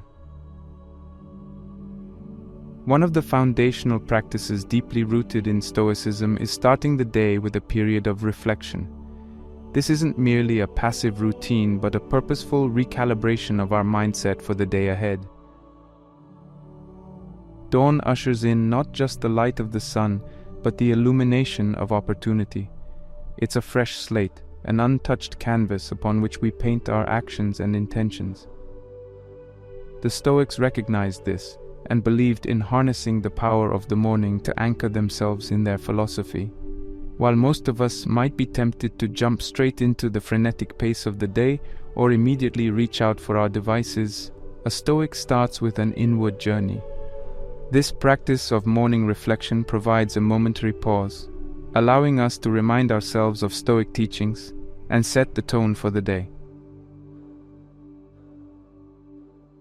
Consider the words of Marcus Aurelius, one of the most powerful men in history and yet a Stoic at heart. He wrote, "When you arise in the morning, think of what a precious privilege it is to be alive, to breathe, to think, to enjoy, to love." These words aren't just poetic musings, but are filled with profound wisdom. In our modern era, it's all too easy to take the gift of life for granted. Amidst the daily grind, the notifications, the ever-mounting to-do lists, we often forget the simple miracle of existence. His words serve as a gentle nudge, reminding us of this gift. To breathe means we are alive, a part of this vast, intricate universe. To think implies the capacity to reason, reflect, and learn. To enjoy is to savor life's experiences, both grand and minuscule. And to love, perhaps the most profound of all human experiences, signifies our ability to connect, empathize, and find meaning in our relationships. But the morning reflection isn't just about recognizing life's beauty, it's equally about understanding its fragility. The Stoics constantly reminded themselves of the impermanence of life, not to become morose, but to cultivate gratitude and a sense of urgency. Every morning presents an opportunity to practice this gratitude, to truly appreciate the myriad experiences, relationships, and opportunities that life offers. When we start the day with this mindset, our troubles seem more surmountable, our joys become more profound, and our actions are imbued with purpose. At the same time, acknowledging life's impermanence each morning helps us avoid complacency.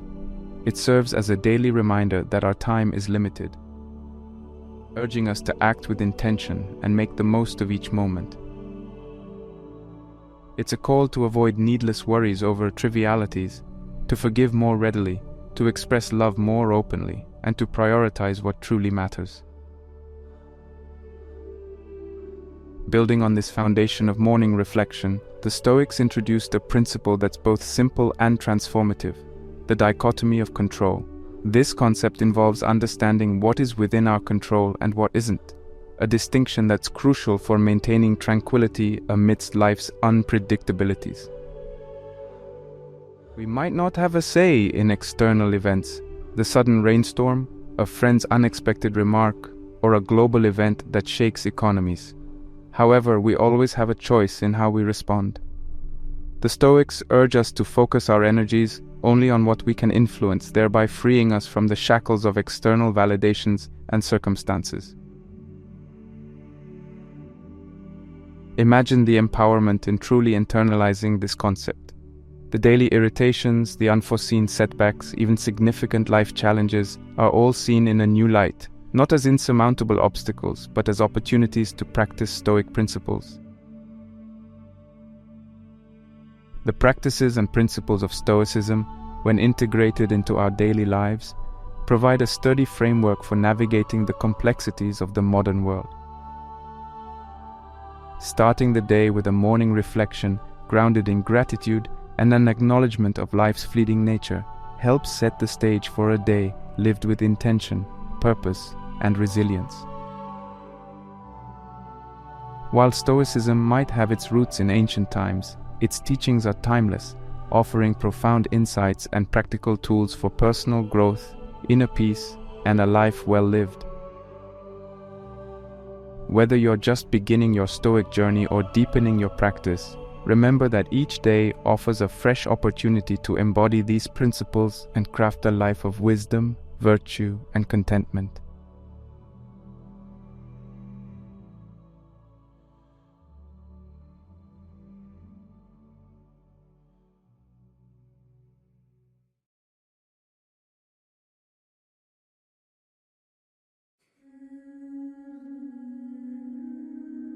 Two, embrace discomfort. Within the expansive landscape of Stoicism, a consistent theme resonates: the idea that growth, transformation, and the very essence of life is often found not in the comforting embrace of the known, but in the challenging terrains of discomfort.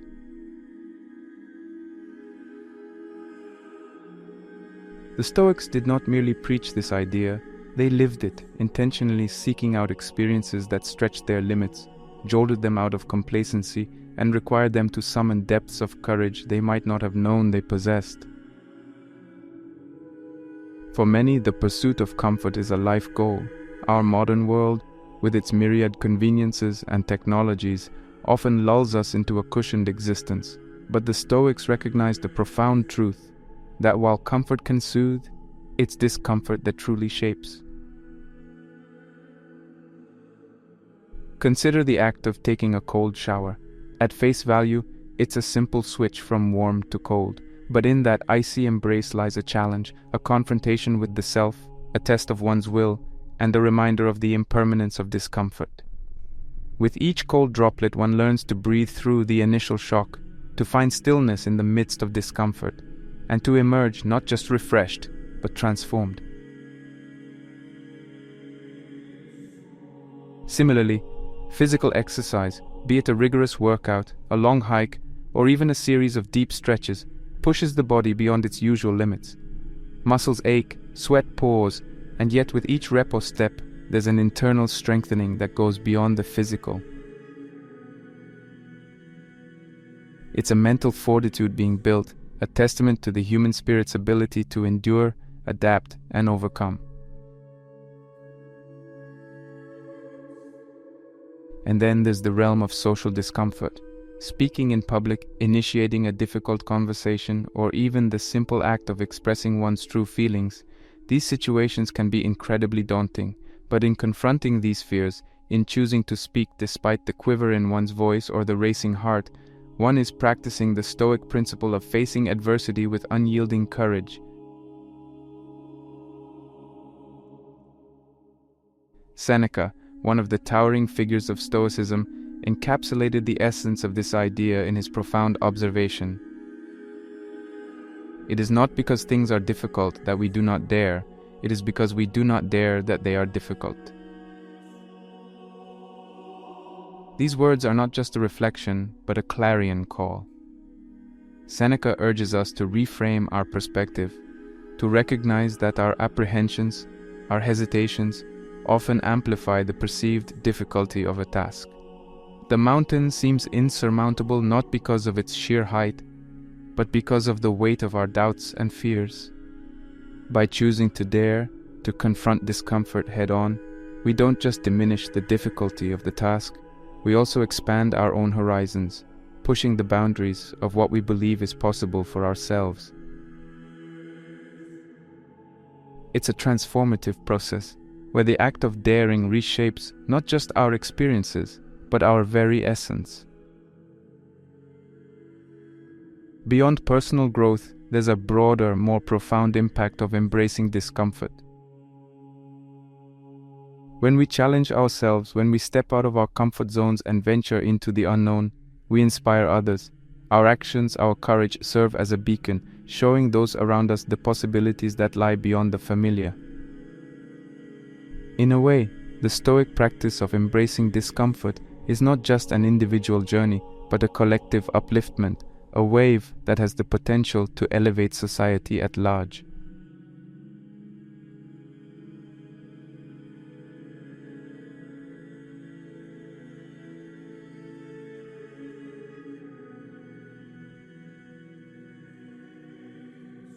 Three, practice negative visualization. In the continuum of human experience, our minds are often drawn to the positive, to hopes, dreams, and aspirations. But Stoicism introduces a counterintuitive yet profoundly impactful exercise: negative visualization. It beckons us to occasionally step away from the sunlit meadows of optimism and wander the shadowed woods of potential adversities. This isn't an exercise in pessimism, but rather one of preparation and profound appreciation. Imagining the what-ifs. Imagine waking up one day and not having the comforts you've grown accustomed to, or losing a loved one, or confronting a personal health crisis. These are not pleasant thoughts, and our instinct might be to push them away, to seek refuge in the comforting embrace of positivity. Yet, The Stoics believed in occasionally dwelling on these scenarios, not to induce fear or sadness, but to harness a deeper understanding and appreciation of the present. By vividly imagining scenarios where things go wrong or we lose something or someone valuable, we are not just indulging in morbid fantasies. We are, in essence, conducting thought experiments, gauging our emotional and psychological reactions to potential adversities. One immediate outcome of negative visualization is a profound appreciation for the present. When we consider the fragility of our current circumstances, the impermanence of our relationships and material possessions, we begin to see them in a new light. The simple joys, the daily comforts, the bonds we share, all become more precious, more cherished. The mundane transforms into the extraordinary. Furthermore, by mentally navigating the challenges of our imagined scenarios, we prepare our minds for real-life adversities. It's akin to a fire drill. By simulating a crisis, we familiarize ourselves with our escape routes, ensuring that when a real fire breaks out, we aren't paralyzed by panic, but are prepared to act swiftly and decisively. The human mind, in its quest for security, often fears the unknown. This fear, more often than not, is rooted not in the actual adversities we might face, but in our perceived inability to handle them. Negative visualization directly addresses this fear. By repeatedly engaging with challenging scenarios in our minds, we build mental resilience. With each imagined adversity, we also visualize our response, our coping strategies, our sources of strength. Over time, this practice conditions us to believe in our capacity to handle challenges. The unknown becomes less daunting, not because we've unraveled its mysteries, but because we trust in our ability to navigate its complexities. Moreover, this practice diminishes the disproportionate distress often caused by unexpected setbacks. When something goes wrong, the Stoic practitioner can calmly say, "I was prepared for this," and draw from the reservoir of mental fortitude built over time. However, it's crucial to approach negative visualization with balance. It's a tool, not a way of life. Dwell too long or too often in the realm of imagined adversities, and it can become counterproductive, inducing anxiety rather than alleviating it. The key is moderation and intent. When practiced judiciously, with the clear intent of building resilience and fostering appreciation, negative visualization can be a transformative Stoic exercise. Beyond our internal reflections, Stoicism also offers profound insights into our interactions with the external world. In every interaction, be it with nature, individuals, or broader society, there's an opportunity to practice Stoic principles. From the manner in which we respond to a rude remark to the way we engage with societal issues, Stoicism provides a compass, guiding us towards actions rooted in wisdom, courage, and virtue.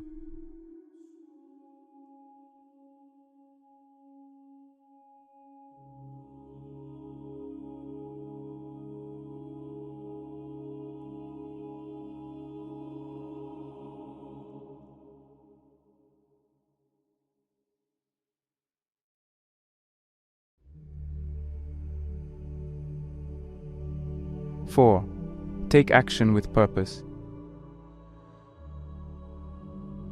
In this ancient philosophy, much emphasis is placed on internal reflection, mastery over one's emotions, and the art of perceptive thinking. However, equally paramount to the Stoic doctrine is the call to action, not just any action, but action steeped in purpose, aligned with virtue, and echoing the resonant call of one's true self.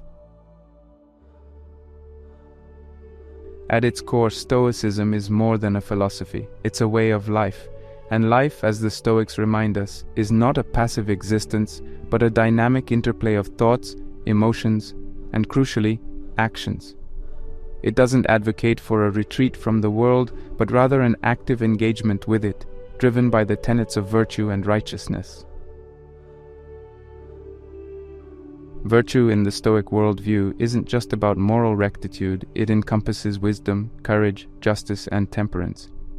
It's the compass by which one navigates the myriad decisions of daily life, ensuring that each choice, each action, is a reflection of one's highest self. This doesn't mean a Stoic is infallible. On the contrary, it acknowledges the imperfections but constantly strives towards this ideal, learning from missteps and continually refining one's path. How often do we find ourselves adrift in the tide of daily routines, the hours blending into one another, days passing with a sense of monotony? Stoicism challenges this passive existence, urging us to infuse each day with purpose. It's not about grand gestures or monumental achievements every day. It's about aligning daily tasks, however small or mundane they might seem, with a greater purpose. It could be as simple as reading a chapter from a book to enrich one's mind, helping a neighbor, or dedicating time to a personal project that resonates with one's values. By identifying and working on purposeful tasks, we transform each day from a mere passage of time to a tapestry of meaningful moments, each thread woven with intentionality and purpose. As long as you live, keep learning how to live. This timeless adage from Seneca is not just an ode to lifelong learning, but a profound insight into the evolving nature of our existence. Life is not static, it's an ever-evolving journey, with each phase bringing its own set of challenges, joys, sorrows, and learnings. To truly live, in the Stoic sense, is to be in sync with this dynamic rhythm, continually adapting, growing, and refining oneself. The quote is a reminder that life, in all its unpredictability, offers endless opportunities to learn and grow.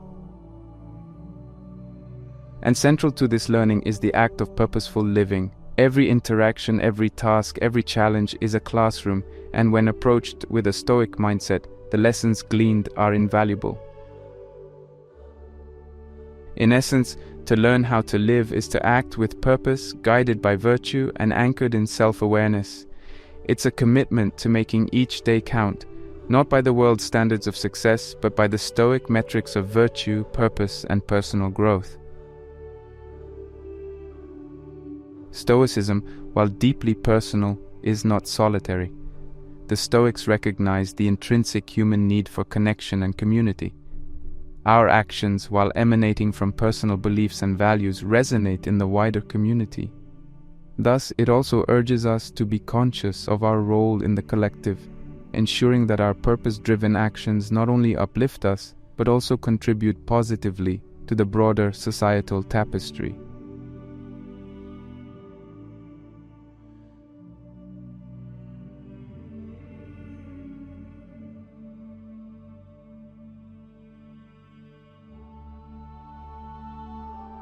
(5) Evening reflection.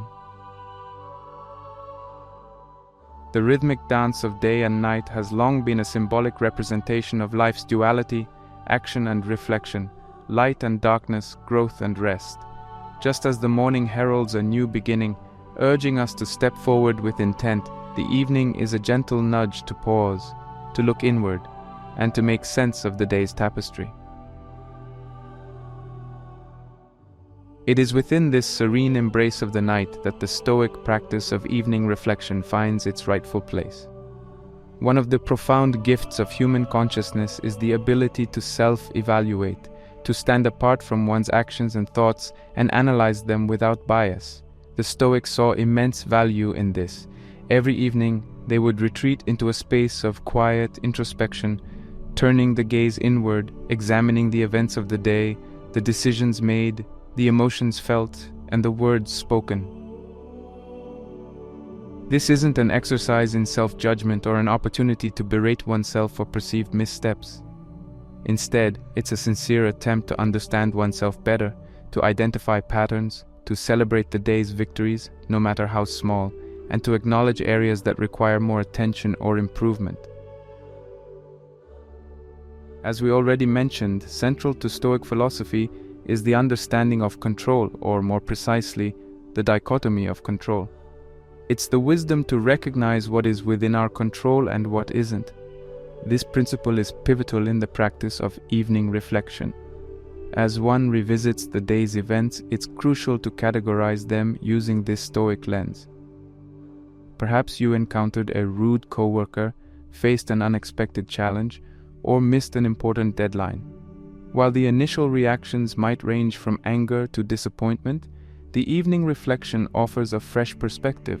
By asking, "Was this within my control?"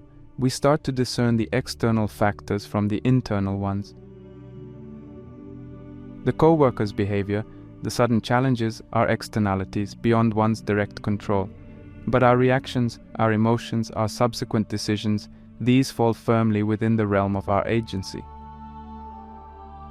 By consistently recognizing these boundaries, we not only absolve ourselves of unnecessary guilt, but also empower ourselves to manage what truly lies within our grasp: our responses, our mindset, and our future actions. The evening reflection, while grounded in today, is also a bridge to tomorrow. Having gleaned insights from the day, understood patterns, and recognized areas of growth, it's also a moment to prepare mentally for the day ahead. This preparation isn't about meticulous planning or setting rigid goals, but rather it's an internal commitment, a pledge to uphold Stoic virtues, to face tomorrow's uncertainties with equanimity, and to act with purpose and integrity. It's a reaffirmation of one's Stoic journey, a quiet resolve to continue learning, growing, and striving for a life of virtue and purpose. As we delve deeper into these practices, one thing becomes abundantly clear: Stoicism, though ancient, is evergreen. Its principles, its practices, its wisdom resonate as deeply today as they did in the bustling streets of ancient Rome or the philosophical halls of Athens. The evening reflection, like all Stoic practices, is timeless, a testament to the philosophy's enduring relevance and its universal appeal to the human quest for a meaningful life.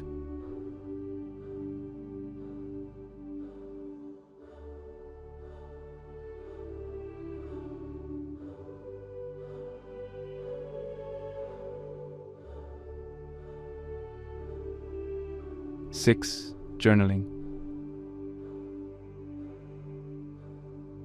In the vast arena of self-development and self-awareness, journaling stands out as a timeless and universally advocated tool.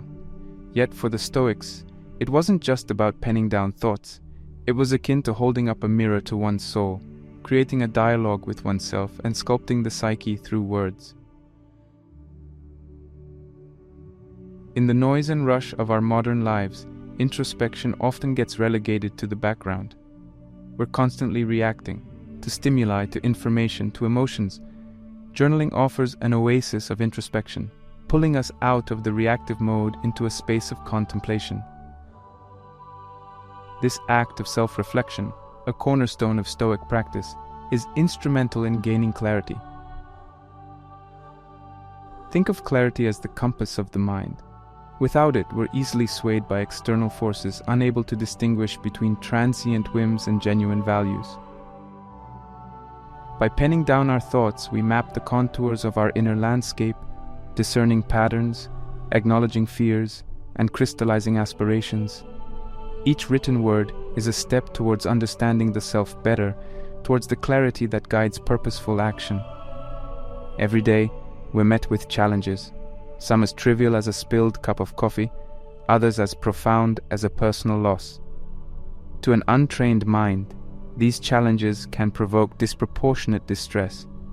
But the Stoic, through journaling, has a unique tool to dissect and understand these experiences. When we document challenges, we're not merely recounting events, we're placing them under the Stoic prism. What aspect of this challenge is within my control?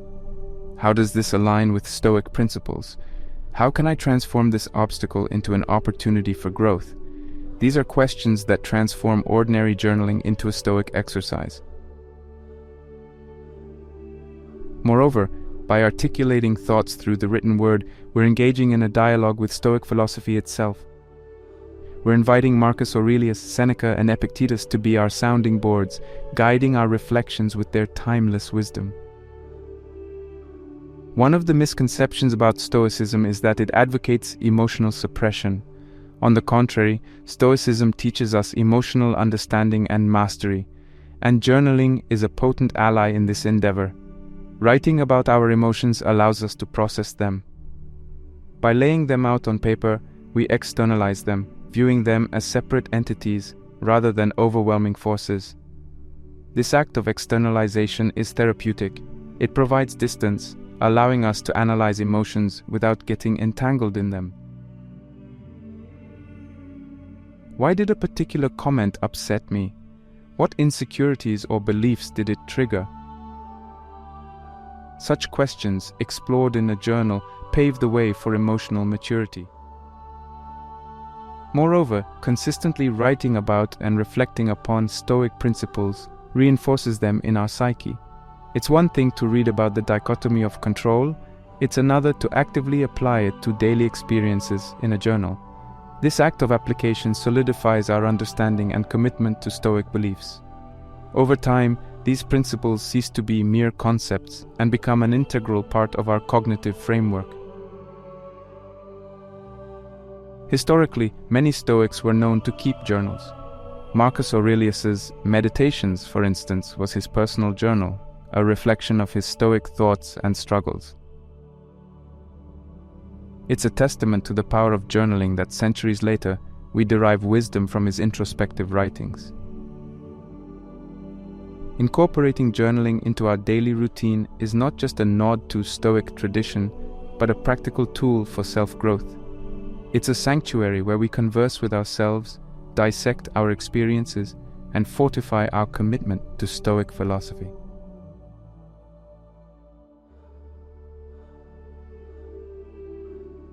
Visualization, another invaluable Stoic technique, goes hand in hand with journaling.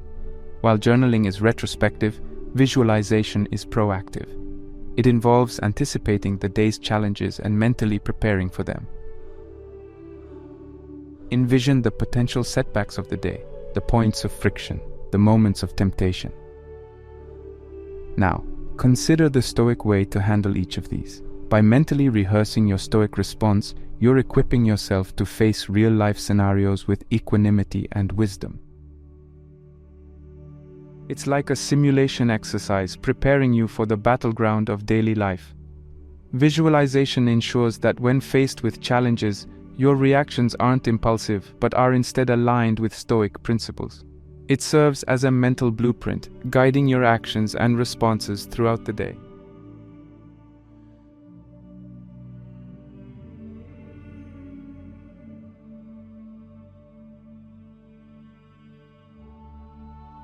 Seven, empathy and understanding. Among the multifaceted jewels of Stoic philosophy, one shines with a particularly gentle yet profound radiance, the tenet of empathy. For the Stoics, the practice of philosophy was not a solitary endeavor confined to the corners of contemplative rooms. Instead, it was deeply intertwined with the fabric of daily life, in the bustling marketplaces, the corridors of power, and the intimate spaces of homes. And at the heart of these interactions was a foundational Stoic belief. Every individual, regardless of their status or circumstance, is engaged in their unique struggle, a silent battle often hidden from view. It's a common human tendency to judge situations, and more critically, people, based on surface-level perceptions. A curt reply, an indifferent gesture, or even an act of rudeness, these are easily met with immediate reactions of annoyance, anger, or judgment. But Stoicism invites us to pause, to delve deeper, and to consider the myriad unseen factors that might be influencing someone's behavior. Perhaps the person who brushed past you without an apology had just received distressing news. Maybe the colleague who seemed dismissive is grappling with personal challenges. The stranger who seemed rude might just be having the worst day of their life. It's essential to remember that, like an iceberg, the majority of an individual's experiences, emotions, and challenges remain submerged, hidden from the casual observer's eye. Recognizing this is the first step towards genuine empathy, understanding that there's always more to a person than meets the eye. Interactions, both fleeting and profound, pepper our daily lives. And in these interactions lie immense opportunities for practicing Stoic principles. Instead of reacting impulsively to perceived slights or disagreements, Stoicism teaches us to respond with patience, understanding, and kindness. Practicing patience doesn't mean suppressing genuine feelings or allowing oneself to be mistreated. Instead, it's an exercise in perspective.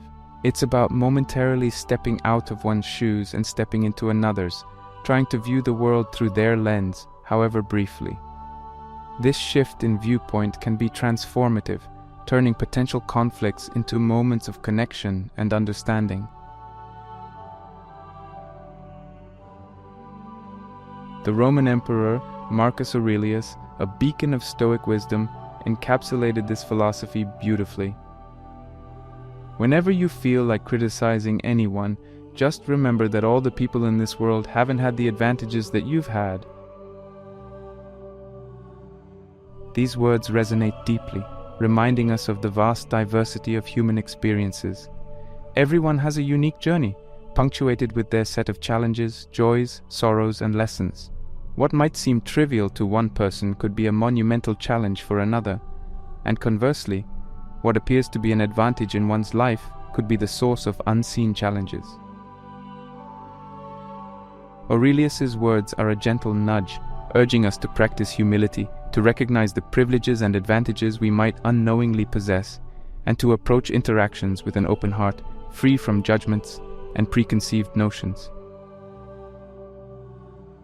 When empathy becomes a guiding principle, it doesn't just transform individual interactions. It has the potential to reshape societies. Every act of understanding, every moment of patience, sends out ripples, creating a more compassionate, connected, and harmonious world.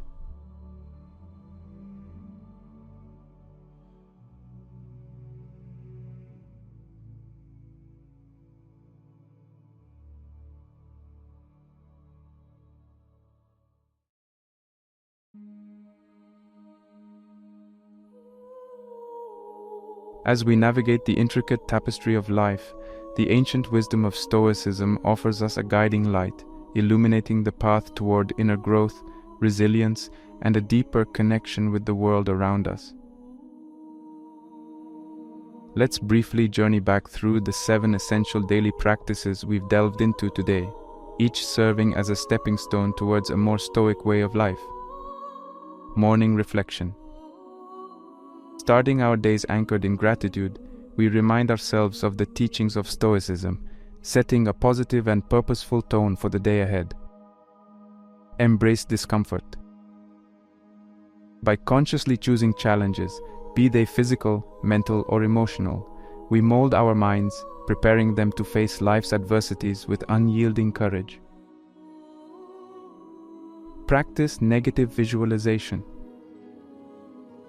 By mentally traversing scenarios of loss or adversity, we not only grow to appreciate the present more deeply, but also fortify our minds against the unpredictable currents of life. Take action with purpose. Stoicism beckons us to act not out of mere obligation or routine, but with intention and virtue, ensuring our days are filled with meaningful pursuits. Evening reflection. As the world quiets down, we turn inward, evaluating our day, discerning between what was and wasn't within our control, and laying the foundation for a wiser tomorrow. Journaling. This practice allows us to introspect, process emotions, and reflect on the Stoic principles, offering clarity amidst the chaos of daily life. Develop empathy and understanding. In recognizing the unseen battles everyone faces, we cultivate patience and kindness in our interactions, forging deeper connections with those around us. If you're new to these practices or find the breadth of them a tad overwhelming, take heart. The journey of Stoicism, like all meaningful journeys, doesn't demand perfection from the outset. It's a path of gradual progression. Start small, perhaps with a morning reflection or an evening journal entry. Over time, as you grow more attuned to the Stoic way, you can weave in more practices, shaping your daily routine in harmony with these age-old principles. And remember, while the tools and practices of Stoicism are profound, it's the consistent daily application that holds the true magic. It's in the day-to-day, the seemingly mundane moments, where the transformative power of Stoicism truly unfurls. Each day lived with purpose, reflection, and empathy doesn't just elevate that single day, but contributes to a life of depth, wisdom, and profound contentment. So, as you step forward from this moment, may you carry the essence of Stoicism with you, letting it guide, uplift, and transform your everyday into a testament of its enduring wisdom.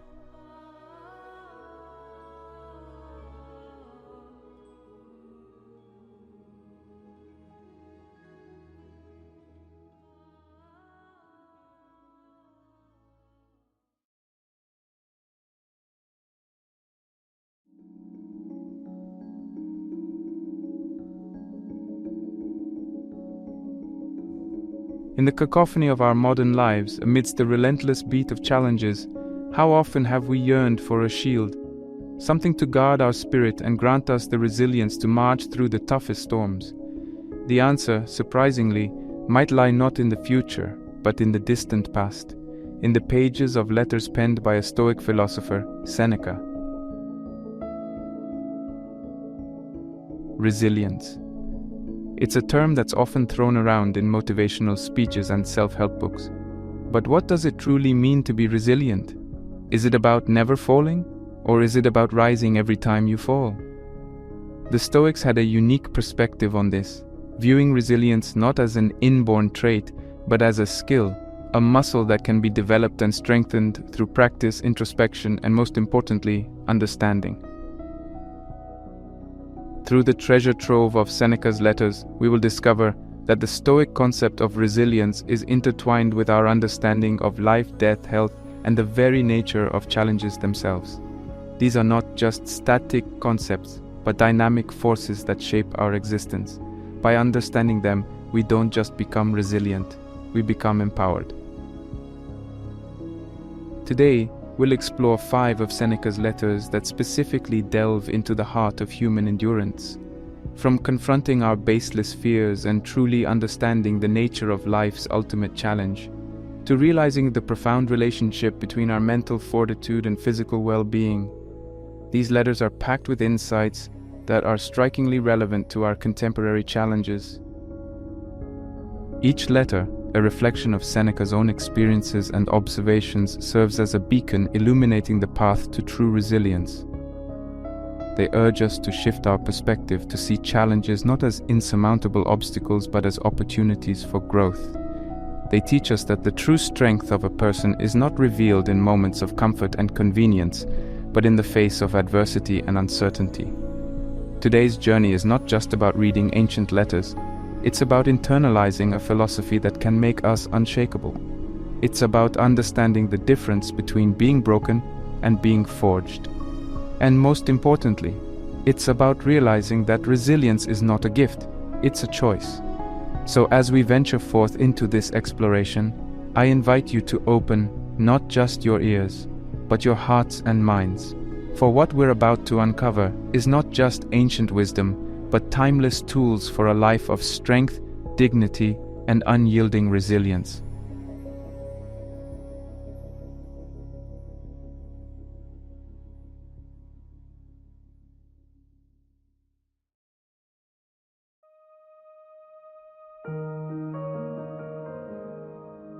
Letter 13, on groundless fears.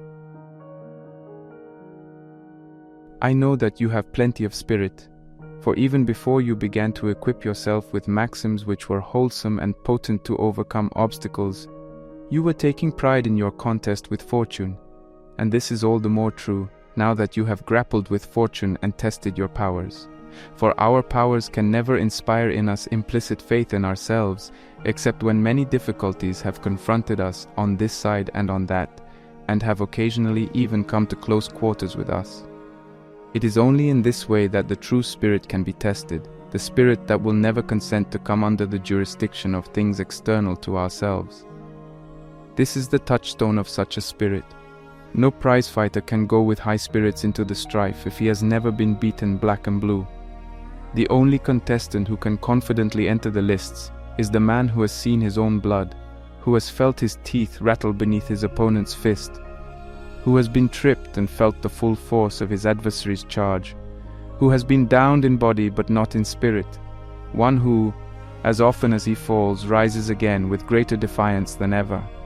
So then, to keep up my figure, fortune has often in the past got the upper hand of you, and yet you have not surrendered, but have leaped up and stood your ground still more eagerly. For manliness gains much strength by being challenged. Nevertheless, if you approve, allow me to offer some additional safeguards by which you may fortify yourself. There are more things, Lucilius, likely to frighten us than there are to crush us. We suffer more often in imagination than in reality. I am not speaking with you in the Stoic strain, but in my milder style, for it is our Stoic fashion to speak of all those things which provoke cries and groans as unimportant and beneath notice, but you and I must drop such great-sounding words, although heaven knows they are true enough. What I advise you to do is not to be unhappy before the crisis comes, since it may be that the dangers before which you paled as if they were threatening you will never come upon you. They certainly have not yet come. Accordingly, some things torment us more than they ought, some torment us before they ought, and some torment us when they ought not to torment us at all. We are in the habit of exaggerating or imagining or anticipating sorrow. The first of these three faults may be postponed for the present because the subject is under discussion and the case is still in court, so to speak. That which I should call trifling, you will maintain to be most serious, for of course I know that some men laugh while being flogged and that others wince at a box on the ear. We shall consider later whether these evils derive their power from their own strength or from our own weakness.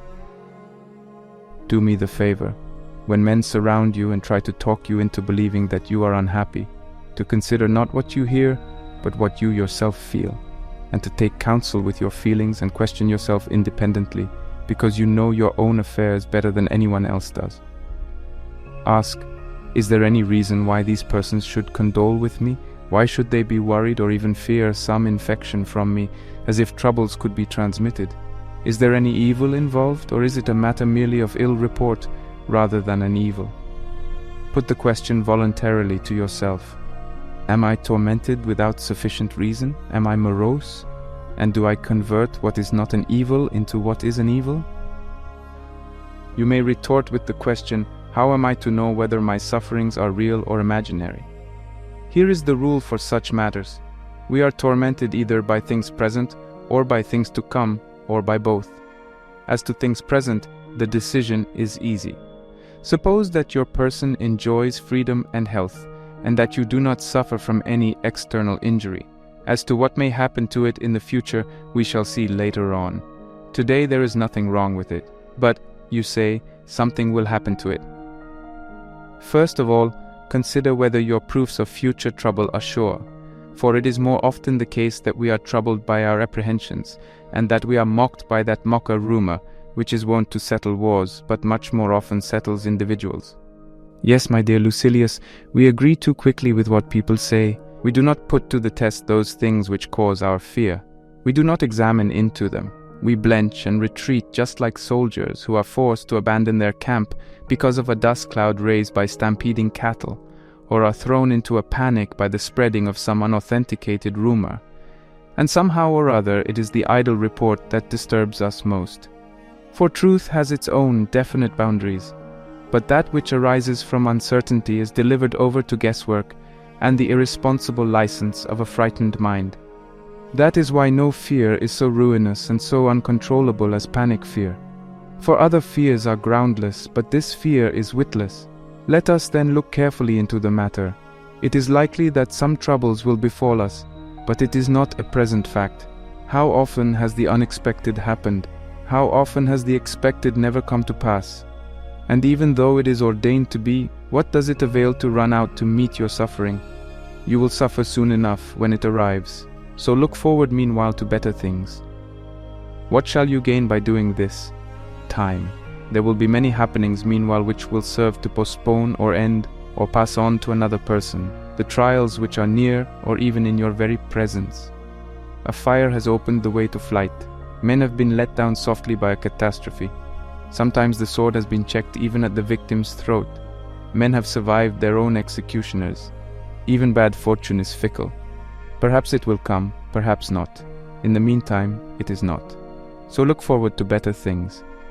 The mind at times fashions for itself false shapes of evil when there are no signs that point to any evil. It twists into the worst construction some word of doubtful meaning, or it fancies some personal grudge to be more serious than it really is, considering not how angry the enemy is, but to what lengths he may go if he is angry. But life is not worth living, and there is no limit to our sorrows, if we indulge our fears to the greatest possible extent. In this matter, let prudence help you, and contend with a resolute spirit even when it is in plain sight. If you cannot do this, counter one weakness with another, and temper your fear with hope. There is nothing so certain among these objects of fear that it is not more certain still that things we dread sink into nothing, and that things we hope for mock us. Accordingly, weigh carefully your hopes as well as your fears, and whenever all the elements are in doubt, decide in your own favor. Believe what you prefer. And if fear wins a majority of the votes, incline in the other direction anyhow, and cease to harass your soul, reflecting continually that most mortals, even when no troubles are actually at hand, or are certainly to be expected in the future, become excited and disquieted. No one calls a halt on himself when he begins to be urged ahead, nor does he regulate his alarm according to the truth. No one says, "The author of the story is a fool, and he who has believed it is a fool, as well as he who fabricated it." We let ourselves drift with every breeze. We are frightened at uncertainties, just as if they were certain. We observe no moderation. The slightest thing turns the scales and throws us forthwith into a panic. But I am ashamed either to admonish you sternly, or to try to beguile you with such mild remedies. Let another say, "Perhaps the worst will not happen." You yourself must say, "Well, what if it does happen? Let us see who wins. Perhaps it happens for my best interests. It may be that such a death will shed credit upon my life." Socrates was ennobled by the hemlock draught. Wrench from Cato's hand his sword, the vindicator of liberty, and you deprive him of the greatest share of his glory. I am exhorting you far too long, since you need reminding rather than exhortation. The path on which I am leading you is not different from that on which your nature leads you. You were born to such conduct as I describe. Hence, there is all the more reason why you should increase and beautify the good that is in you. But now, to close my letter, I have only to stamp the usual seal upon it, in other words, to commit thereto some noble message to be delivered to you. The fool, with all his other faults, has this also: he is always getting ready to live. Reflect, my esteemed Lucilius, what this saying means, and you will see how revolting is the fickleness of men who lay down every day new foundations of life and begin to build up fresh hopes even at the brink of the grave. Look within your own mind for individual instances.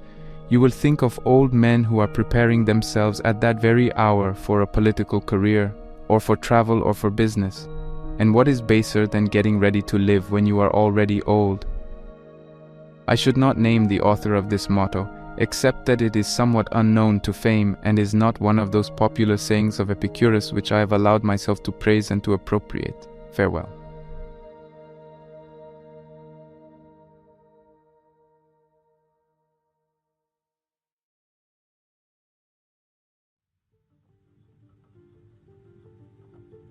Letter 24, on despising death. You write me that you are anxious about the result of a lawsuit with which an angry opponent is threatening you, and you expect me to advise you to picture to yourself a happier issue and to rest in the allurements of hope. Why indeed is it necessary to summon trouble, which must be endured soon enough when it has once arrived, or to anticipate trouble and ruin the present through fear of the future? It is indeed foolish to be unhappy now, because you may be unhappy at some future time, but I shall conduct you to peace of mind by another route. If you would put off all worry, assume that what you fear may happen will certainly happen in any event. Whatever the trouble may be, measure it in your own mind, and estimate the amount of your fear. You will thus understand that what you fear is either insignificant or short-lived, and you need not spend a long time in gathering illustrations which will strengthen you. Every epoch has produced them. Let your thoughts travel into any era of Roman or foreign history, and there will throng before you notable examples of high achievement or of high endeavor. If you lose this case, can anything more severe happen to you than being sent into exile or led to prison? Is there a worse fate that any man may fear than being burned or being killed? Name such penalties one by one, and mention the men who have scorned them. One does not need to hunt for them. It is simply a matter of selection. Sentence of conviction was borne by Rutilius as if the injustice of the decision were the only thing which annoyed him. Exile was endured by Metellus with courage, by Rutilius even with gladness, for the former consented to come back only because his country called him. The latter refused to return when Sulla summoned him, and nobody in those days said no to Sulla. Socrates in prison discoursed and declined to flee when certain persons gave him the opportunity. He remained there in order to free mankind from the fear of two most grievous things, death and imprisonment. Mucius put his hand into the fire.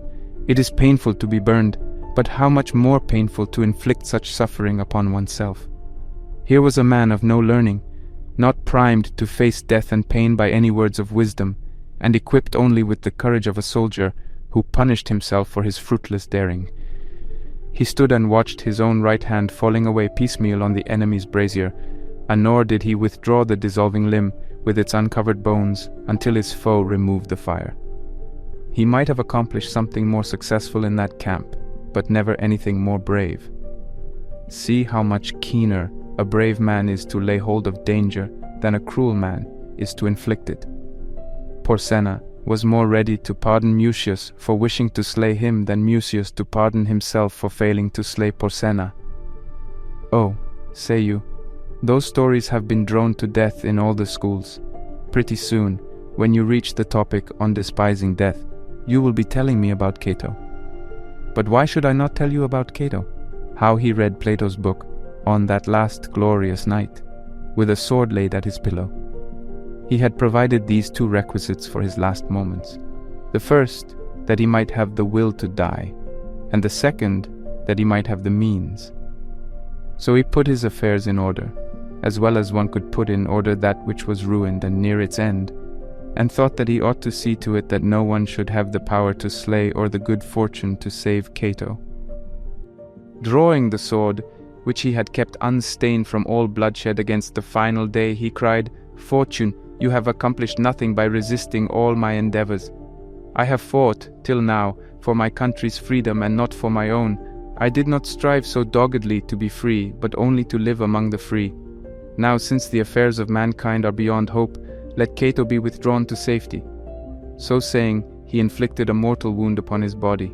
After the physicians had bound it up, Cato had less blood and less strength, but no less courage. Angered now not only at Caesar, but also at himself, he rallied his unarmed hands against his wound, and expelled, rather than dismissed, that noble soul which had been so defiant of all worldly power.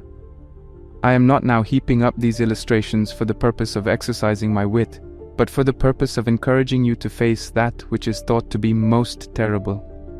And I shall encourage you all the more easily, by showing that not only resolute men have despised that moment when the soul breathes its last, but that certain persons, who were craven in other respects, have equaled in this regard the courage of the bravest. Take, for example, Scipio, the father-in-law of Gnaeus Pompeius. He was driven back upon the African coast by a headwind, and saw his ship in the power of the enemy. He therefore pierced his body with a sword, and when they asked where the commander was, he replied, "All is well with the commander." These words brought him up to the level of his ancestors and suffered not the glory which fate gave to the Scipios in Africa to lose its continuity. It was a great deed to conquer Carthage, but a greater deed to conquer death. All is well with the commander. Ought a general to die otherwise, especially one of Cato's generals? I shall not refer you to history, or collect examples of those men who throughout the ages have despised death, for they are very many. Consider these times of ours, whose enervation and over-refinement call forth our complaints. They nevertheless will include men of every rank, of every lot in life and of every age, who have cut short their misfortunes by death. Believe me, Lucilius, death is so little to be feared that through its good offices nothing is to be feared. Therefore, when your enemy threatens, listen unconcernedly. Although your conscience makes you confident, yet since many things have weight which are outside your case, both hope for that which is utterly just and prepare yourself against that which is utterly unjust. Remember, however, before all else, to strip things of all that disturbs and confuses, and to see what each is at bottom. You will then comprehend that they contain nothing fearful except the actual fear. That you see happening to boys happens also to ourselves, who are only slightly bigger boys. When those whom they love, with whom they daily associate, with whom they play, appear with masks on, the boys are frightened out of their wits. We should strip the mask, not only from men, but from things, and restore to each object its own aspect. Why dost thou hold up before my eyes swords, fires, and a throng of executioners raging about thee? Take away all that vain show, behind which thou lurkest and scarest fools. Ah, thou art naught but death, whom only yesterday a manservant of mine and a maidservant did despise?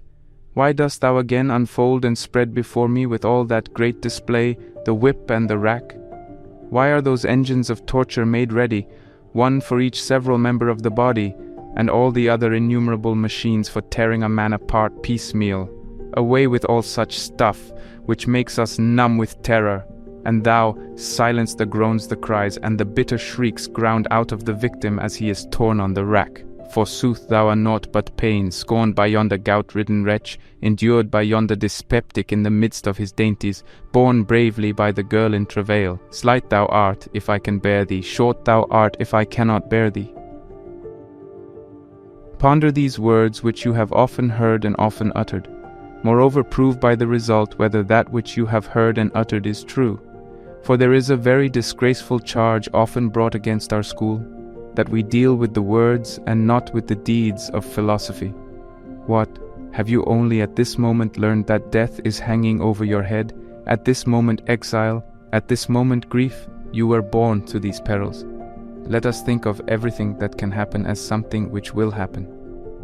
I know that you have really done what I advise you to do. I now warn you not to drown your soul in these petty anxieties of yours. If you do, the soul will be dulled, and will have too little vigor left when the time comes for it to arise. Remove the mind from this case of yours to the case of men in general. Say to yourself that our petty bodies are mortal and frail. Pain can reach them from other sources than from wrong or the might of the stronger. Our pleasures themselves become torments. Banquets bring indigestion, carousals, paralysis of the muscles and palsy. Sensual habits affect the feet, the hands, and every joint of the body. I may become a poor man. I shall then be one among many. I may be exiled. I shall then regard myself as born in the place to which I shall be sent. They may put me in chains. What then? Am I free from bonds now? Behold this clogging burden of a body, to which nature has fettered me. I shall die, you say. You mean to say, I shall cease to run the risk of sickness. I shall cease to run the risk of imprisonment. I shall cease to run the risk of death. I am not so foolish as to go through at this juncture the arguments which Epictetus harps upon, and say that the terrors of the world below are idle, that Ixion does not whirl round on his wheel, that Sisyphus does not shoulder his stone uphill, that a man's entrails cannot be restored and devoured every day. No one is so childish as to fear Cerberus, or the shadows, or the spectral garb of those who are held together by naught but their unfleshed bones. Death either annihilates us or strips us bare. If we are then released, there remains the better part, after the burden has been withdrawn. If we are annihilated, nothing remains. Good and bad are alike removed. Allow me at this point to quote a verse of yours, first suggesting that, when you wrote it, you meant it for yourself no less than for others. It is ignoble to say one thing and mean another, and how much more ignoble to write one thing and mean another. I remember one day you were handling the well-known commonplace that we do not suddenly fall on death, but advance towards it by slight degrees. We die every day. For every day a little of our life is taken from us. Even when we are growing, our life is on the wane. We lose our childhood, then our boyhood, and then our youth. Counting even yesterday, all past time is lost time. The very day which we are now spending is shared between ourselves and death. It is not the last drop that empties the water clock, but all that which previously has flowed out. Similarly, the final hour when we cease to exist does not of itself bring death. It merely of itself completes the death process. We reach death at that moment, but we have been a long time on the way. In describing this situation, you said in your customary style, for you are always impressive, but never more pungent than when you are putting the truth in appropriate words. Not single is the death which comes. The death which takes us off is but the last of all. I prefer that you should read your own words rather than my letter, for then it will be clear to you that this death, of which we are afraid, is the last but not the only death. I see what you are looking for. You are asking what I have packed into my letter, what inspiriting saying from some mastermind, what useful precept. So I shall send you something dealing with this very subject which has been under discussion. Epictetus upbraids those who crave as much as those who shrink from death. It is absurd, he says, to run towards death because you are tired of life, when it is your manner of life that has made you run towards death. And in another passage, what is so absurd as to seek death, when it is through fear of death that you have robbed your life of peace? And you may add a third statement of the same stamp. Men are so thoughtless, nay so mad, that some, through fear of death, force themselves to die. Whichever of these ideas you ponder, you will strengthen your mind for the endurance alike of death and of life, for we need to be warned and strengthened in both directions, not to love or to hate life overmuch, even when reason advises us to make an end of it. The impulse is not to be adopted without reflection or at headlong speed. The grave and wise man should not beat a hasty retreat from life. He should make a becoming exit, and above all, he should avoid the weakness which has taken possession of so many, the lust for death. For just as there is an unreflecting tendency of the mind towards other things, so, my dear Lucilius, there is an unreflecting tendency towards death. This often seizes upon the noblest and most spirited men, as well as upon the craven and the abject. The former despise life, the latter find it irksome. Others also are moved by a satiety of doing and seeing the same things, and not so much by a hatred of life as because they are cloyed with it. We slip into this condition, while philosophy itself pushes us on, and we say, "How long must I endure the same things? Shall I continue to wake and sleep, be hungry and be cloyed, shiver and perspire? There is an end to nothing. All things are connected in a sort of circle. They flee and they are pursued. Night is close at the heels of day, day at the heels of night. Summer ends in autumn, winter rushes after autumn, and winter softens into spring. All nature in this way passes only to return. I do nothing new, I see nothing new. Sooner or later one sickens of this also.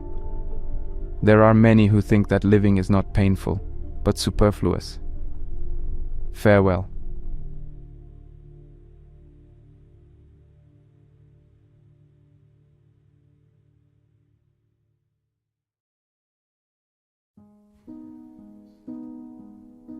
Letter 71, on the Supreme Good. You are continually referring special questions to me, forgetting that a vast stretch of sea sunders us. Since, however, the value of advice depends mostly on the time when it is given, it must necessarily result that by the time my opinion on certain matters reaches you, the opposite opinion is the better. For advice conforms to circumstances, and our circumstances are carried along, or rather whirled along. Accordingly, advice should be produced at short notice, and even this is too late. It should grow while we work, as the saying is. And I propose to show you how you may discover the method. As often as you wish to know what is to be avoided or what is to be sought, consider its relation to the supreme good, to the purpose of your whole life. For whatever we do ought to be in harmony with this.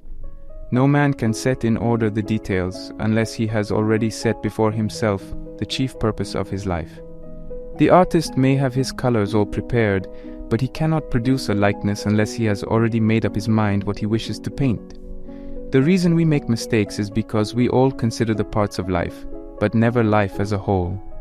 The archer must know what he is seeking to hit, then he must aim and control the weapon by his skill. Our plans miscarry because they have no aim. When a man does not know what harbor he is making for, no wind is the right wind. Chance must necessarily have great influence over our lives, because we live by chance.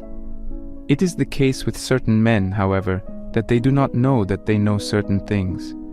Just as we often go searching for those who stand beside us, so we are apt to forget that the goal of the supreme good lies near us. To infer the nature of this supreme good, one does not need many words or any roundabout discussion. It should be pointed out with the forefinger, so to speak, and not be dissipated into many parts. For what good is there in breaking it up into tiny bits, when you can say, the supreme good is that which is honorable? Besides, and you may be still more surprised at this, that which is honorable is the only good. All other goods are alloyed and debased. If you once convince yourself of this, and if you come to love virtue devotedly, for mere loving is not enough, anything that has been touched by virtue will be fraught with blessing and prosperity for you, no matter how it shall be regarded by others. Torture, if only as you lie suffering, you are more calm in mind than your very torturer. Illness, if only you curse not fortune and yield not to the disease. In short, all those things which others regard as ills will become manageable and will end in good if you succeed in rising above them. Let this once be clear, that there is nothing good except that which is honorable, and all hardships will have a just title to the name of goods, when once virtue has made them honorable. Many think that we Stoics are holding out expectations greater than our human lot admits of, and they have a right to think so, for they have regard to the body only. But let them turn back to the soul, and they will soon measure man by the standard of God. Rouse yourself, most excellent Lucilius, and leave off all this wordplay of the philosophers, who reduce a most glorious subject to a matter of syllables, and lower and wear out the soul by teaching fragments.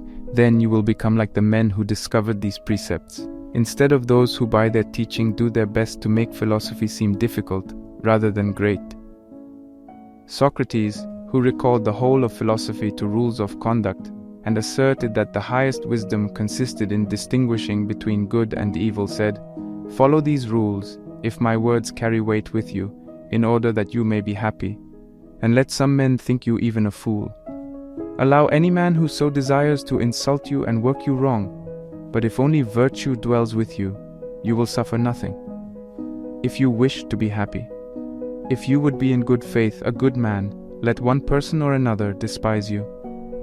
No man can accomplish this unless he has come to regard all goods as equal, for the reason that no good exists without that which is honorable, and that which is honorable is in every case equal." You may say, what then? Is there no difference between Cato's being elected praetor and his failure at the polls, or whether Cato is conquered or conqueror in the battle line of Pharsalia? And when Cato could not be defeated, though his party met defeat, was not this goodness of his equal to that which would have been his if he had returned victorious to his native land and arranged a peace? Of course it was, for it is by the same virtue that evil fortune is overcome and good fortune is controlled. Virtue, however, cannot be increased or decreased. Its stature is uniform. But, you will object, Gnaeus Pompey will lose his army. The patricians, those noblest patterns of the state's creation, and the front-rank men of Pompey's party, a senate under arms, will be routed in a single engagement. The ruins of that great oligarchy will be scattered all over the world. One division will fall in Egypt, another in Africa, and another in Spain, and the poor state will not be allowed even the privilege of being ruined once for all.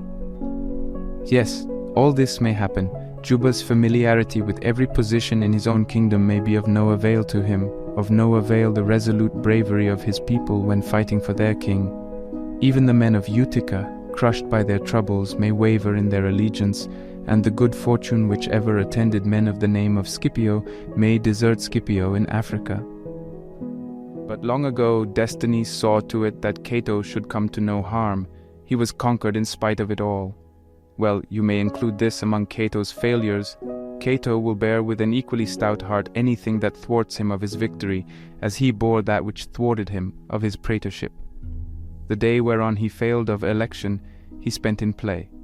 The night wherein he intended to die, he spent in reading. He regarded in the same light both the loss of his praetorship and the loss of his life. He had convinced himself that he ought to endure anything which might happen. Why should he not suffer, bravely and calmly, a change in the government? For what is free from the risk of change? Neither earth, nor sky, nor the whole fabric of our universe, though it be controlled by the hand of God. It will not always preserve its present order. It will be thrown from its course in days to come. All things move in accord with their appointed times. They are destined to be born, to grow, and to be destroyed. The stars which you see moving above us, and this seemingly immovable earth to which we cling and on which we are set, will be consumed and will cease to exist. There is nothing that does not have its old age. The intervals are merely unequal, at which nature sends forth all these things towards the same goal.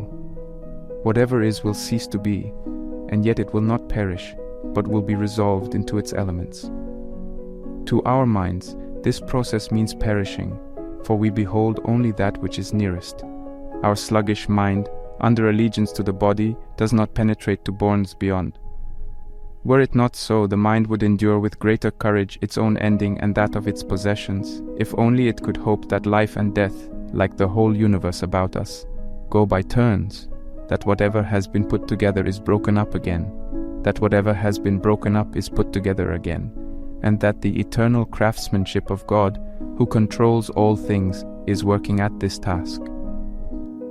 Therefore the wise man will say just what a Marcus Cato would say, after reviewing his past life. The whole race of man, both that which is and that which is to be, is condemned to die. Of all the cities that at any time have held sway over the world, and of all that have been the splendid ornaments of empires not their own, men shall someday ask where they were, and they shall be swept away by destructions of various kinds. Some shall be ruined by wars, others shall be wasted away by inactivity, and by the kind of peace which ends in sloth, or by that vice which is fraught with destruction even for mighty dynasties, luxury. All these fertile plains shall be buried out of sight by a sudden overflowing of the sea, or a slipping of the soil as it settles to lower levels, shall draw them suddenly into a yawning chasm. Why then should I be angry or feel sorrow, if I precede the general destruction by a tiny interval of time? Let great souls comply with God's wishes, and suffer unhesitatingly whatever fate the law of the universe ordains. For the soul at death is either sent forth into a better life, destined to dwell with deity amid greater radiance and calm, or else, at least without suffering any harm to itself, it will be mingled with nature again, and will return to the universe. Therefore Cato's honorable death was no less a good than his honorable life, since virtue admits of no stretching. Socrates used to say that verity and virtue were the same. Just as truth does not grow, so neither does virtue grow, for it has its due proportions and is complete. You need not therefore wonder that goods are equal, both those which are to be deliberately chosen and those which circumstances have imposed. For if you once adopt the view that they are unequal, deeming, for instance, a brave endurance of torture as among the lesser goods, you will be including it among the evils also. You will pronounce Socrates unhappy in his prison, Cato unhappy when he reopens his wounds with more courage than he allowed in inflicting them, and Regulus, the most ill-starred of all, when he pays the penalty for keeping his word even with his enemies. And yet no man, even the most effeminate person in the world, has ever dared to maintain such an opinion. For though such persons deny that a man like Regulus is happy, yet for all that they also deny that he is wretched. The earlier academics do indeed admit that a man is happy even amid such tortures, but do not admit that he is completely or fully happy. With this view we cannot in any wise agree. For unless a man is happy, he has not attained the supreme good, and the good which is supreme admits of no higher degree. If only virtue exists within this man, and if adversity does not impair his virtue, and if, though the body be injured, the virtue abides unharmed, and it does abide.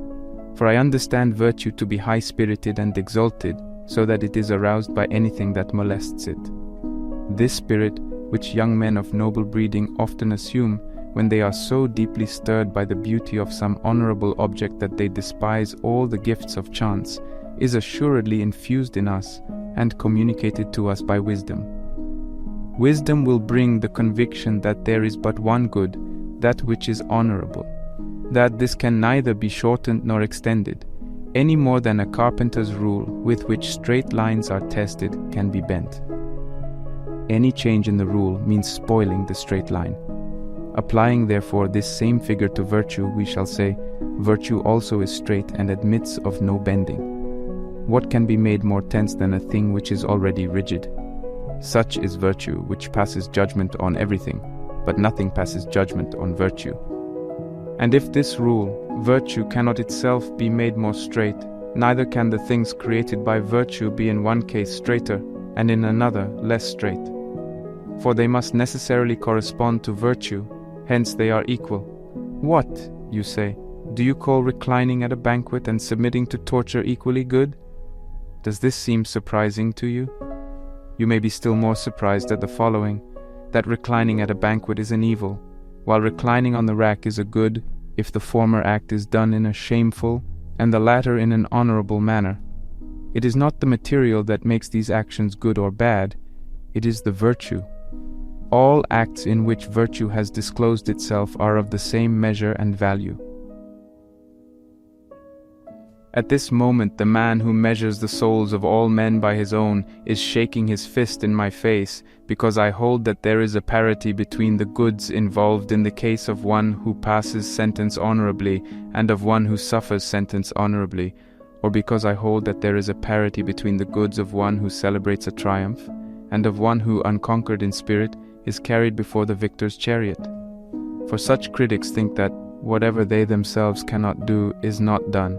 They pass judgment on virtue in the light of their own weaknesses. Why do you marvel if it helps a man, and on occasion even pleases him, to be burned, wounded, slain, or bound in prison? To a luxurious man a simple life is a penalty. To a lazy man work is punishment. The dandy pities the diligent man. To the slothful studies are torture. Similarly, we regard those things with respect to which we are all infirm of disposition as hard and beyond endurance, forgetting what a torment it is to many men to abstain from wine, or to be routed from their beds at break of day. These actions are not essentially difficult. It is we ourselves that are soft and flabby. We must pass judgment concerning great matters with greatness of soul. Otherwise, that which is really our fault will seem to be their fault. So it is that certain objects which are perfectly straight, when sunk in water, appear to the onlooker as bent or broken off. It matters not only what you see, but with what eyes you see it. Our souls are too dull of vision to perceive the truth. But give me an unspoiled and sturdy-minded young man, he will pronounce more fortunate one who sustains on unbending shoulders the whole weight of adversity, who stands out superior to fortune. It is not a cause for wonder that one is not tossed about when the weather is calm. Reserve your wonderment for cases where a man is lifted up when all others sink, and keeps his footing when all others are prostrate. What element of evil is there in torture and in the other things which we call hardships? It seems to me that there is this evil, that the mind sags and bends and collapses. But none of these things can happen to the sage. He stands erect under any load. Nothing can subdue him. Nothing that must be endured annoys him. For he does not complain that he has been struck by that which can strike any man. He knows his own strength. He knows that he was born to carry burdens. I do not withdraw the wise man from the category of man, nor do I deny to him the sense of pain, as though he were a rock that has no feelings at all. I remember that he is made up of two parts. The one part is irrational. It is this that may be bitten, burned, or hurt. The other part is rational. It is this which holds resolutely to opinions, is courageous and unconquerable. In the latter is situated man's supreme good. Before this is completely attained, the mind wavers in uncertainty. Only when it is fully achieved is the mind fixed and steady. And so when one has just begun, or is on one's way to the heights and is cultivating virtue, or even if one is drawing near the perfect good but has not yet put the finishing touch upon it, one will retrograde at times, and there will be a certain slackening of mental effort. For such a man has not yet traversed the doubtful ground. He is still standing in slippery places.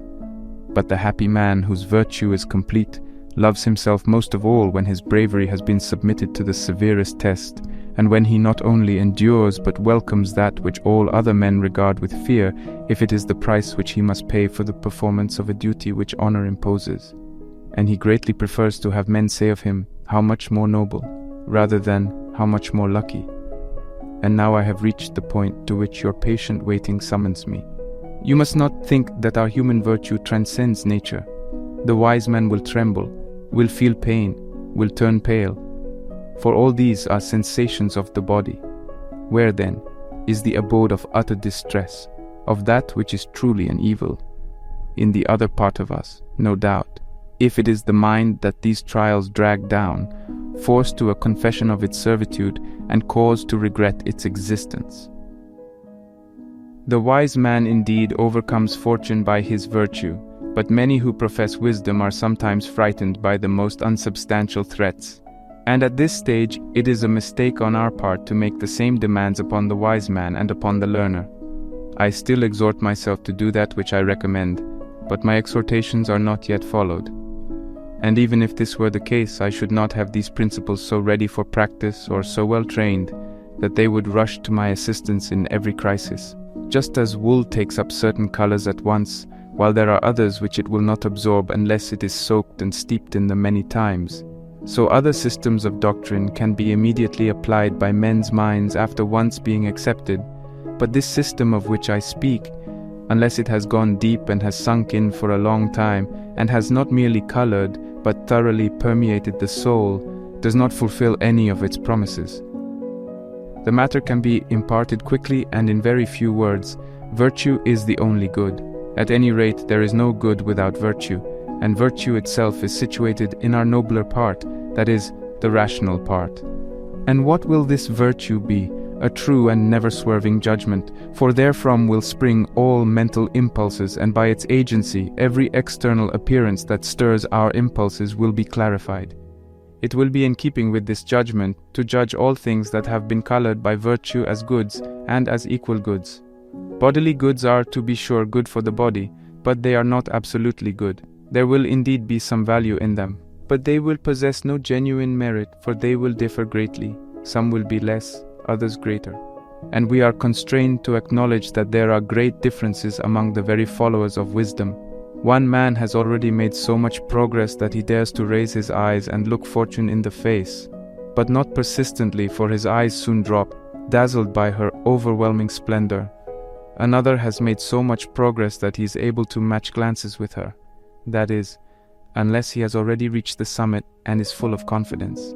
That which is short of perfection must necessarily be unsteady, at one time progressing, at another slipping or growing faint, and it will surely slip back unless it keeps struggling ahead.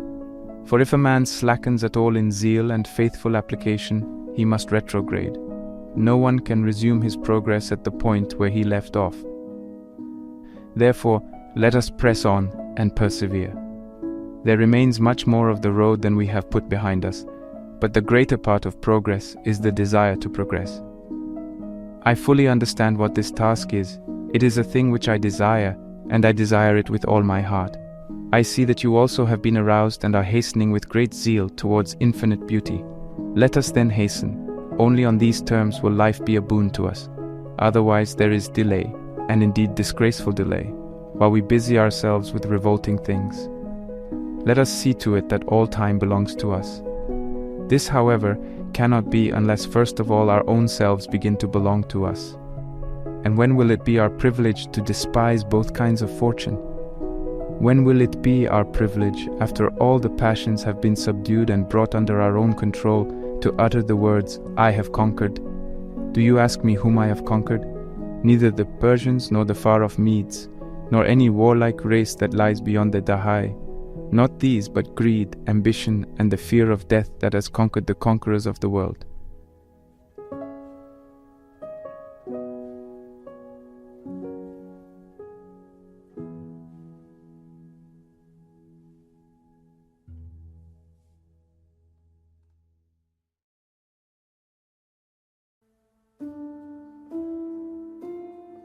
Letter 78, on the healing power of the mind. That you are frequently troubled by the snuffling of catarrh and by short attacks of fever which follow after long and chronic catarrhal seizures, I am sorry to hear, particularly because I have experienced this sort of illness myself and scorned it in its early stages. For when I was still young, I could put up with hardships and show a bold front to illness. But I finally succumbed and arrived at such a state that I could do nothing but snuffle, reduced as I was to the extremity of thinness. I often entertained the impulse of ending my life then and there, but the thought of my kind old father kept me back. For I reflected not how bravely I had the power to die, but how little power he had to bear bravely the loss of me, and so I commanded myself to live, for sometimes it is an act of bravery even to live. Now I shall tell you what consoled me during those days, stating at the outset that these very aids to my peace of mind were as efficacious as medicine. Honorable consolation results in a cure, and whatever has uplifted the soul helps the body also. My studies were my salvation. I place it to the credit of philosophy that I recovered and regained my strength. I owe my life to philosophy, and that is the least of my obligations. My friends too helped me greatly towards good health. I used to be comforted by their cheering words, by the hours they spent at my bedside, and by their conversation. Nothing, my excellent Ducilius, refreshes and aids a sick man so much as the affection of his friends. Nothing so steals away the expectation and the fear of death. In fact, I could not believe that if they survived me, I should be dying at all. Yes, I repeat, it seemed to me that I should continue to live, not with them, but through them. I imagined myself not to be yielding up my soul, but to be making it over to them. All these things gave me the inclination to succor myself and to endure any torture. Besides, it is a most miserable state to have lost one's zest for dying, and to have no zest in living. These, then, are the remedies to which you should have recourse. The physician will prescribe your walks and your exercise. He will warn you not to become addicted to idleness, as is the tendency of the inactive invalid. He will order you to read in a louder voice, and to exercise your lungs the passages and cavity of which are affected, or to sail and shake up your bowels by a little mild motion. He will recommend the proper food, and the suitable time for aiding your strength with wine, or refraining from it, in order to keep your cough from being irritated and hacking. But as for me, my counsel to you is this, and it is a cure, not merely of this disease of yours, but of your whole life: despise death. There is no sorrow in the world when we have escaped from the fear of death. There are these three serious elements in every disease: fear of death, bodily pain, and interruption of pleasures. Concerning death enough has been said, and I shall add only a word. This fear is not a fear of disease, but a fear of nature. Disease has often postponed death, and a vision of dying has been many a man's salvation. You will die, not because you are ill, but because you are alive. Even when you have been cured, the same end awaits you. When you have recovered, it will be not death, but ill health that you have escaped. Let us now return to the consideration of the characteristic disadvantage of disease. It is accompanied by great suffering. The suffering, however, is rendered endurable by interruptions, for the strain of extreme pain must come to an end. No man can suffer both severely and for a long time. Nature, who loves us most tenderly, has so constituted us as to make pain either endurable or short. The severest pains have their seat in the most slender parts of our body. Nerves, joints, and any other of the narrow passages hurt most cruelly when they have developed trouble within their contracted spaces.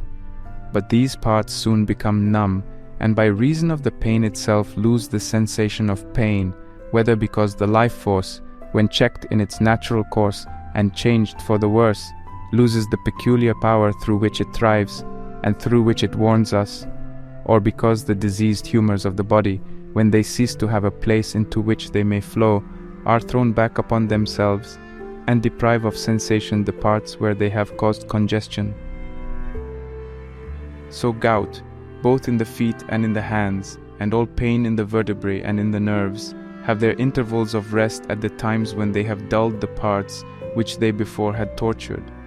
The first twinges in all such cases are what cause the distress, and their onset is checked by lapse of time, so that there is an end of pain when numbness has set in.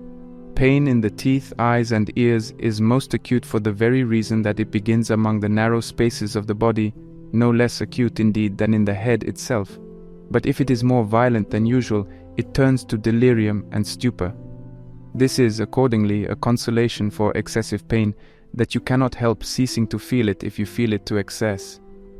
The reason, however, why the inexperienced are impatient when their bodies suffer is that they have not accustomed themselves to be contented in spirit. They have been closely associated with the body. Therefore, a high-minded and sensible man divorces soul from body and dwells much with the better or divine part, and only as far as he must with this complaining and frail portion. But it is a hardship, men say, to do without our customary pleasures, to fast, to feel thirst and hunger.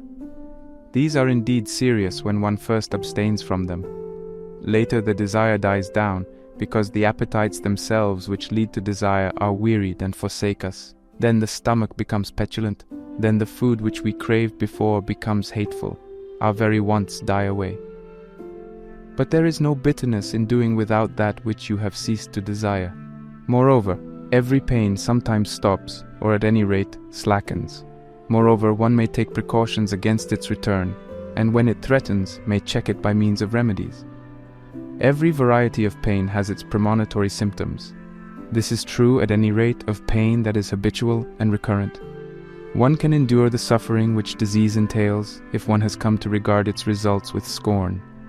But do not of your own accord make your troubles heavier to bear and burden yourself with complaining. Pain is slight if opinion has added nothing to it.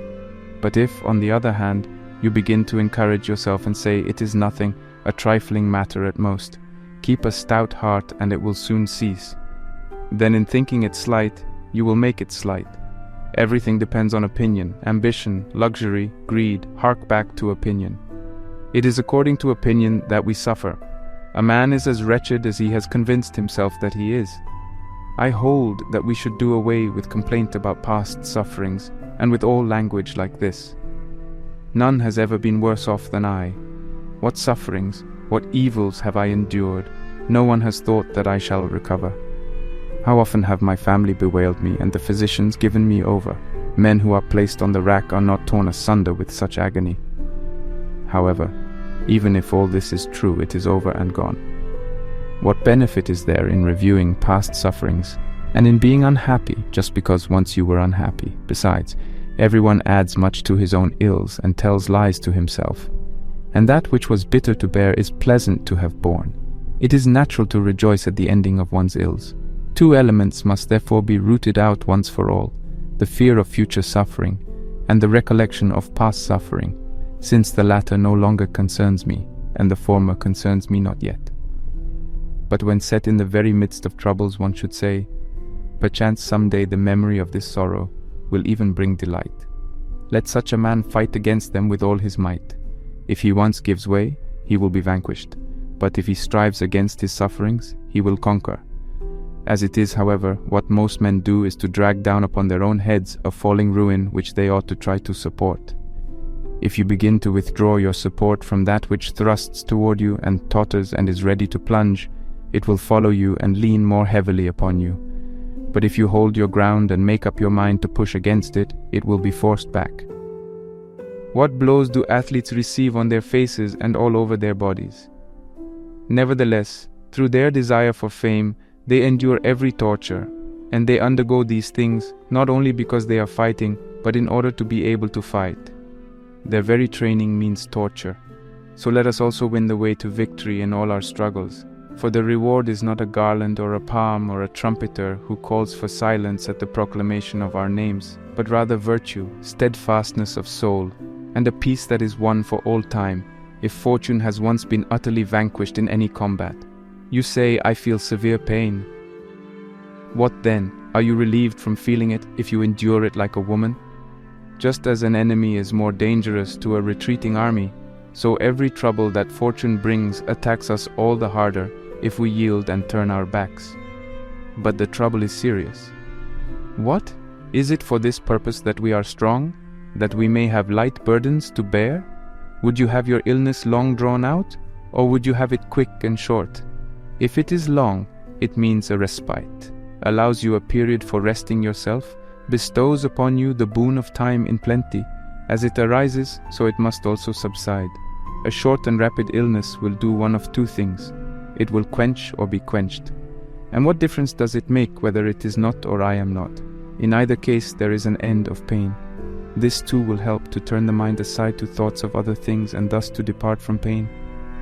Call to mind what honorable or brave deeds you have done. Consider the good side of your own life. Run over in your memory those things which you have particularly admired. Then think of all the brave men who have conquered pain, of him who continued to read his book as he allowed the cutting out of varicose veins, of him who did not cease to smile, though that very smile so enraged his torturers that they tried upon him every instrument of their cruelty. If pain can be conquered by a smile, will it not be conquered by reason? You may tell me now of whatever you like of colds, bad coughing spells that bring up parts of our entrails, fever that parches our very vitals, thirst, limbs so twisted that the joints protrude in different directions. Yet worse than these are the stake, the rack, the red-hot plates, the instrument that reopens wounds while the wounds themselves are still swollen, and that drives their imprint still deeper. And nevertheless there have been men who have not uttered a moan amid these tortures. More yet, says the torturer, but the victim has not begged for release. More yet, he says again, but no answer has come. More yet. The victim has smiled, and heartily too. Can you not bring yourself after an example like this to make a mock at pain? But, you object, my illness does not allow me to be doing anything. It has withdrawn me from all my duties. It is your body that is hampered by ill health, and not your soul as well. It is for this reason that it clogs the feet of the runner, and will hinder the handiwork of the cobbler or the artisan. But if your soul be habitually in practice, you will plead and teach, listen and learn, investigate and meditate. What more is necessary? Do you think that you are doing nothing if you possess self-control in your illness? You will be showing that a disease can be overcome, or at any rate endured. There is, I assure you, a place for virtue, even upon a bed of sickness. It is not only the sword and the battle line that prove the soul alert and unconquered by fear. A man can display bravery even when wrapped in his bedclothes. You have something to do. Wrestle bravely with disease. If it shall compel you to nothing, beguile you to nothing, it is a notable example that you display. Oh, what ample matter were there for renown, if we could have spectators of our sickness. Be your own spectator, seek your own applause. Again, there are two kinds of pleasures. Disease checks the pleasures of the body, but does not do away with them. Nay, if the truth is to be considered, it serves to excite them. For the thirstier a man is, the more he enjoys a drink. The hungrier he is, the more pleasure he takes in food. Whatever falls to one's lot, after a period of abstinence, is welcomed with greater zest. The other kind, however, the pleasures of the mind, which are higher and less uncertain, no physician can refuse to the sick man.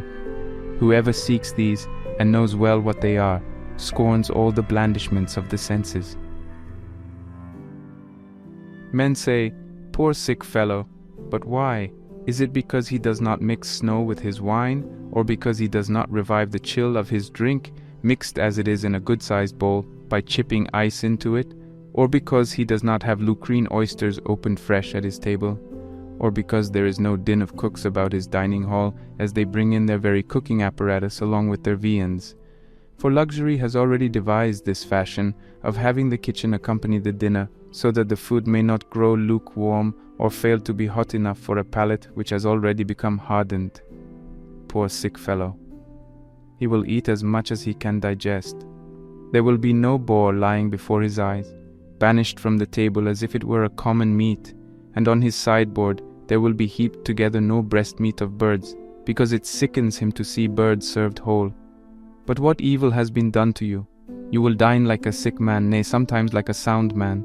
All these things, however, can be easily endured: gruel, warm water, and anything else that seems insupportable to a fastidious man, to one who is wallowing in luxury, sick in soul rather than in body, if only we cease to shudder at death. And we shall cease, if once we have gained a knowledge of the limits of good and evil. Then and then only, life will not weary us, neither will death make us afraid. For surfeit of self can never seize upon a life that surveys all the things which are manifold, great, divine. Only idle leisure is wont to make men hate their lives. To one who roams through the universe, the truth can never pall. It will be the untruths that will cloy. And on the other hand, if death comes near with its summons, even though it be untimely in its arrival, though it cut one off in one's prime, a man has had a taste of all that the longest life can give. Such a man has in great measure come to understand the universe. He knows that honorable things do not depend on time for their growth, but any life must seem short to those who measure its length by pleasures which are empty and for that reason unbounded. Refresh yourself with such thoughts as these, and meanwhile reserve some hours for our letters. There will come a time when we shall be united again and brought together. However short this time may be, we shall make it long by knowing how to employ it. For as Posidonius says, a single day among the learned lasts longer than the longest life of the ignorant. Meanwhile, hold fast to this thought, and grip it close. Yield not to adversity, trust not to prosperity. Keep before your eyes the full scope of fortune's power, as if she would surely do whatever is in her power to do. That which has been long expected comes more gently. Farewell.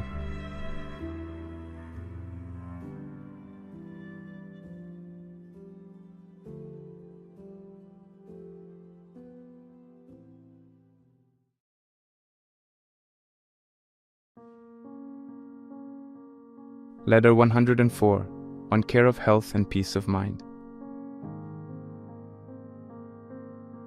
I have run off to my villa at Nomentum. For what purpose do you suppose? To escape the city? No, to shake off a fever which was surely working its way into my system. It had already got a grip upon me. My physician kept insisting that when the circulation was upset and irregular, disturbing the natural poise, the disease was underway. I therefore ordered my carriage to be made ready at once, and insisted on departing in spite of my wife Paulina's effort to stop me. For I remembered Master Gallio's words, when he began to develop a fever in Achaia, and took ship at once, insisting that the disease was not of the body, but of the place.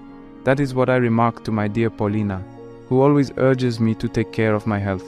I know that her very life breath comes and goes with my own, and I am beginning in my solicitude for her to be solicitous for myself. And although old age has made me braver to bear many things, I am gradually losing this boon that old age bestows. For it comes into my mind that in this old man there is a youth also, and youth needs tenderness. Therefore, since I cannot prevail upon her to love me any more heroically, she prevails upon me to cherish myself more carefully. For one must indulge genuine emotions. Sometimes, even in spite of weighty reasons, the breath of life must be called back and kept at our very lips, even at the price of great suffering, for the sake of those whom we hold dear, because the good man should not live as long as it pleases him, but as long as he ought. He who does not value his wife or his friend highly enough to linger longer in life, he who obstinately persists in dying, is a voluptuary. The soul should also enforce this command upon itself whenever the needs of one's relatives require. It should pause and humor those near and dear, not only when it desires, but even when it has begun to die. It gives proof of a great heart to return to life for the sake of others, and noble men have often done this. But this procedure also, I believe, indicates the highest type of kindness, that although the greatest advantage of old age is the opportunity to be more negligent regarding self-preservation and to use life more adventurously, one should watch over one's old age with still greater care, if one knows that such action is pleasing, useful, or desirable in the eyes of a person whom one holds dear. This is also a source of no mean joy and profit. For what is sweeter than to be so valued by one's wife that one becomes more valuable to oneself for this reason? Hence my dear Paulina is able to make me responsible, not only for her fears, but also for my own. So you are curious to know the outcome of this prescription of travel? As soon as I escaped from the oppressive atmosphere of the city, and from that awful odor of reeking kitchens which, when in use, pour forth a ruinous mess of steam and soot, I perceived at once that my health was mending. And how much stronger do you think I felt when I reached my vineyards? Being, so to speak, let out to pasture, I regularly walked into my meals, so I am my old self again, feeling now no wavering languor in my system, and no sluggishness in my brain. I am beginning to work with all my energy, but the mere place avails little for this purpose unless the mind is fully master of itself, and can at its pleasure find seclusion even in the midst of business. The man, however, who is always selecting resorts and hunting for leisure, will find something to distract his mind in every place. Socrates is reported to have replied, when a certain person complained of having received no benefit from his travels, "It serves you right, you traveled in your own company." Oh, what a blessing it would be for some men to wander away from themselves. As it is, they cause themselves vexation, worry, demoralization, and fear. What profit is there in crossing the sea and in going from one city to another? If you would escape your troubles, you need not another place but another personality. Perhaps you have reached Athens, or perhaps Rhodes. Choose any state you fancy. How does it matter what its character may be?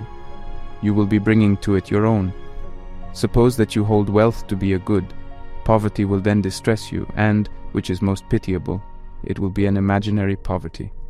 For you may be rich, and nevertheless, because your neighbor is richer, you suppose yourself to be poor exactly by the same amount in which you fall short of your neighbor. You may deem official position a good.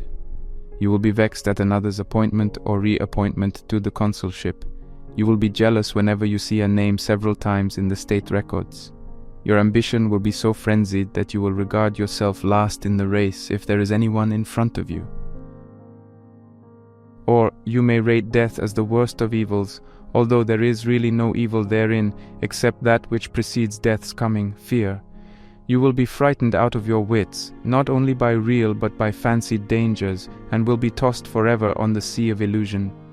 What benefit will it be to have threaded all the towns of Argolis, a fugitive through midmost press of foes? For peace itself will furnish further apprehension. Even in the midst of safety you will have no confidence if your mind has once been given a shock. Once it has acquired the habit of blind panic, it is incapable of providing even for its own safety. For it does not avoid danger, but runs away. Yet we are more exposed to danger when we turn our backs. You may judge it the most grievous of ills to lose any of those you love, while all the same this would be no less foolish than weeping, because the trees which charm your eye and adorn your home lose their foliage. Regard everything that pleases you as if it were a flourishing plant. Make the most of it while it is in leaf, for different plants at different seasons must fall and die. But just as the loss of leaves is a light thing, because they are born afresh, so it is with the loss of those whom you love, and regard as the delight of your life, for they can be replaced even though they cannot be born afresh. New friends, however, will not be the same. No, nor will you yourself remain the same. You change with every day and every hour.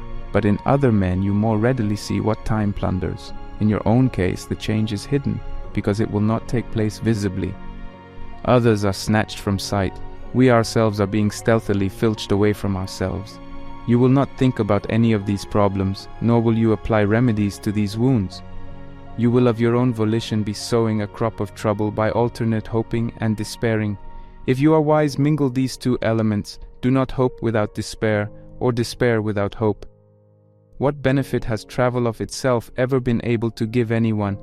No restraint upon pleasure, no bridling of desire, no checking of bad temper, no crushing of the wild assaults of passion, no opportunity to rid the soul of evil.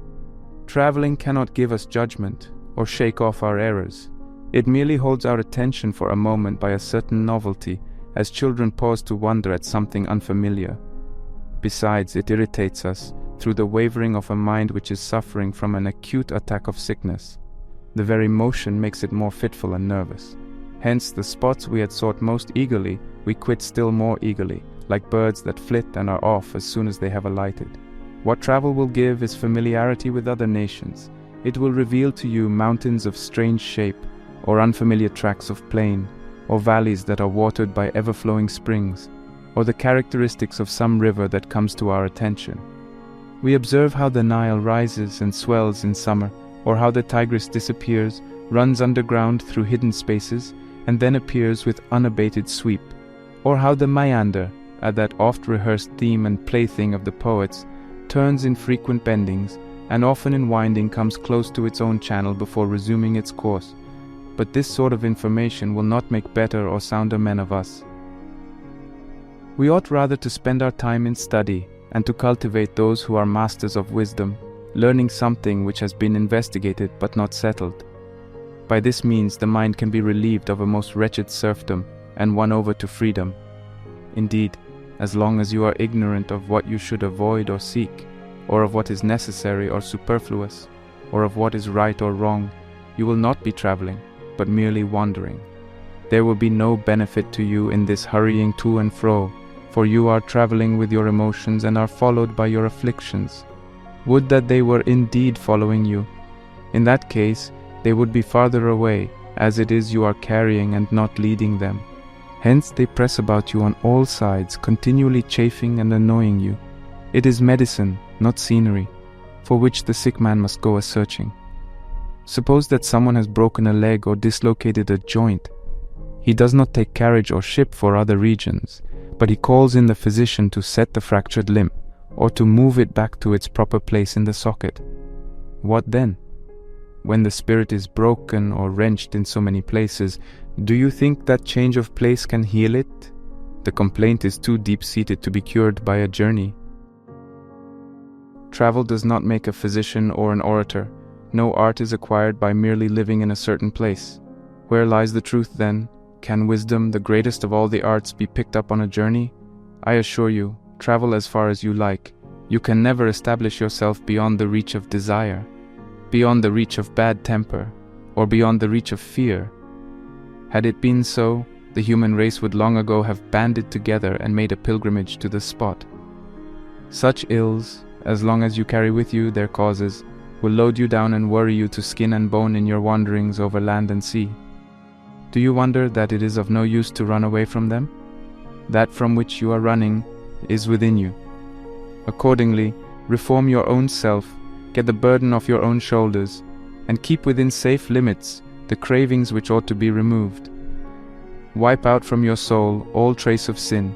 If you would enjoy your travels, make healthy the companion of your travels.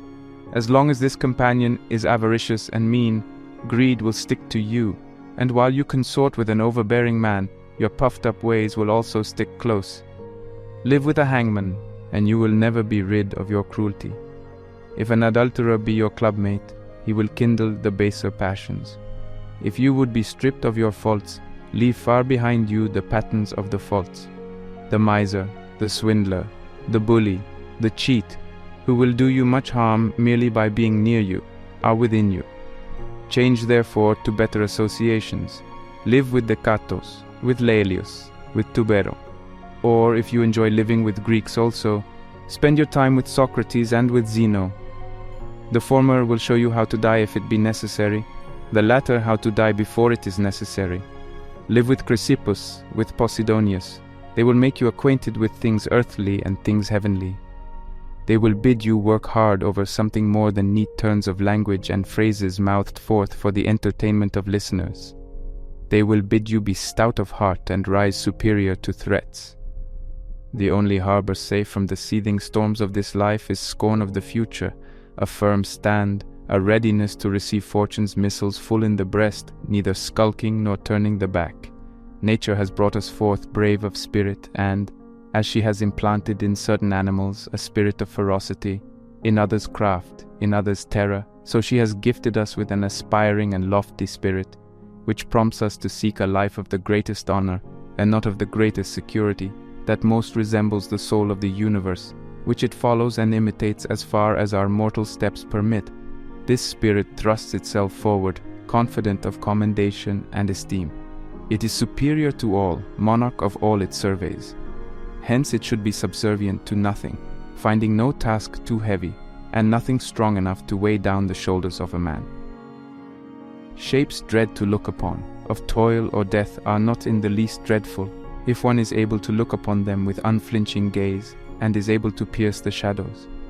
Many a sight that is held a terror in the night time is turned to ridicule by day. Shapes dread to look upon, of toil or death. Our Virgil has excellently said that these shapes are dread, not in reality, but only to look upon. In other words, they seem terrible, but are not. And in these visions, what is there, I say, as fear-inspiring as rumor has proclaimed? Why, pray, my dear Lucilius, should a man fear toil, or a mortal death? Countless cases occur to my mind of men who think that what they themselves are unable to do is impossible, who maintain that we utter words which are too big for man's nature to carry out. But how much more highly do I think of these men? They can do these things, but decline to do them. To whom that ever tried, have these tasks proved false? To what man did they not seem easier in the doing? Our lack of confidence is not the result of difficulty. The difficulty comes from our lack of confidence. If, however, you desire a pattern, take Socrates, a long-suffering old man who was sea-tossed amid every hardship and yet was unconquered both by poverty, which his troubles at home made more burdensome, and by toil, including the drudgery of military service. He was much tried at home, whether we think of his wife, a woman of rough manners and shrewish tongue, or of the children whose intractability showed them to be more like their mother than their father.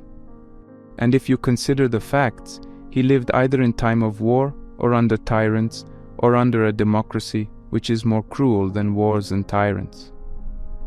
The war lasted for 27 years. Then the state became the victim of the 30 tyrants, of whom many were his personal enemies.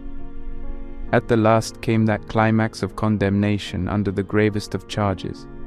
They accused him of disturbing the state religion and corrupting the youth, for they declared that he had influenced the youth to defy the gods, to defy the council, and to defy the state in general. Next came the prison and the cup of poison. But all these measures changed the soul of Socrates so little that they did not even change his features. What wonderful and rare distinction! He maintained this attitude up to the very end, and no man ever saw Socrates too much elated or too much depressed. Amid all the disturbance of fortune, he was undisturbed. Do you desire another case? Take that of the younger Marcus Cato, with whom fortune dealt in a more hostile and more persistent fashion. But he withstood her on all occasions, and in his last moments, at the point of death, showed that a brave man can live in spite of fortune, can die in spite of her. His whole life was passed either in civil warfare or under a political regime which was soon to breed civil war. And you may say that he, just as much as Socrates, declared allegiance to liberty in the midst of slavery, unless perchance you think that Pompey, Caesar, and Crassus were the allies of liberty. No one ever saw Cato change, no matter how often the state changed. He kept himself the same in all circumstances, in the praetorship, in defeat, under accusation, in his province, on the platform, in the army, in death. Furthermore, when the Republic was in a crisis of terror, when Caesar was on one side with 10 embattled legions at his call, aided by so many foreign nations, and when Pompey was on the other, satisfied to stand alone against all comers, and when the citizens were leaning towards either Caesar or Pompey, Cato alone established a definite party for the Republic. If you would obtain a mental picture of that period, you may imagine on one side the people and the whole proletariat eager for revolution, on the other the senators and knights, the chosen and honored men of the Commonwealth, and there were left between them but these two, the Republic and Cato. I tell you, you will marvel when you see Atreus' son, and Priam, and Achilles, wroth at both. Like Achilles, he scorns and disarms each faction. And this is the vote which he casts concerning them both. If Caesar wins, I slay myself. If Pompey, I go into exile. What was there for a man to fear who, whether in defeat or in victory, had assigned to himself a doom which might have been assigned to him by his enemies in their utmost rage? So he died by his own decision.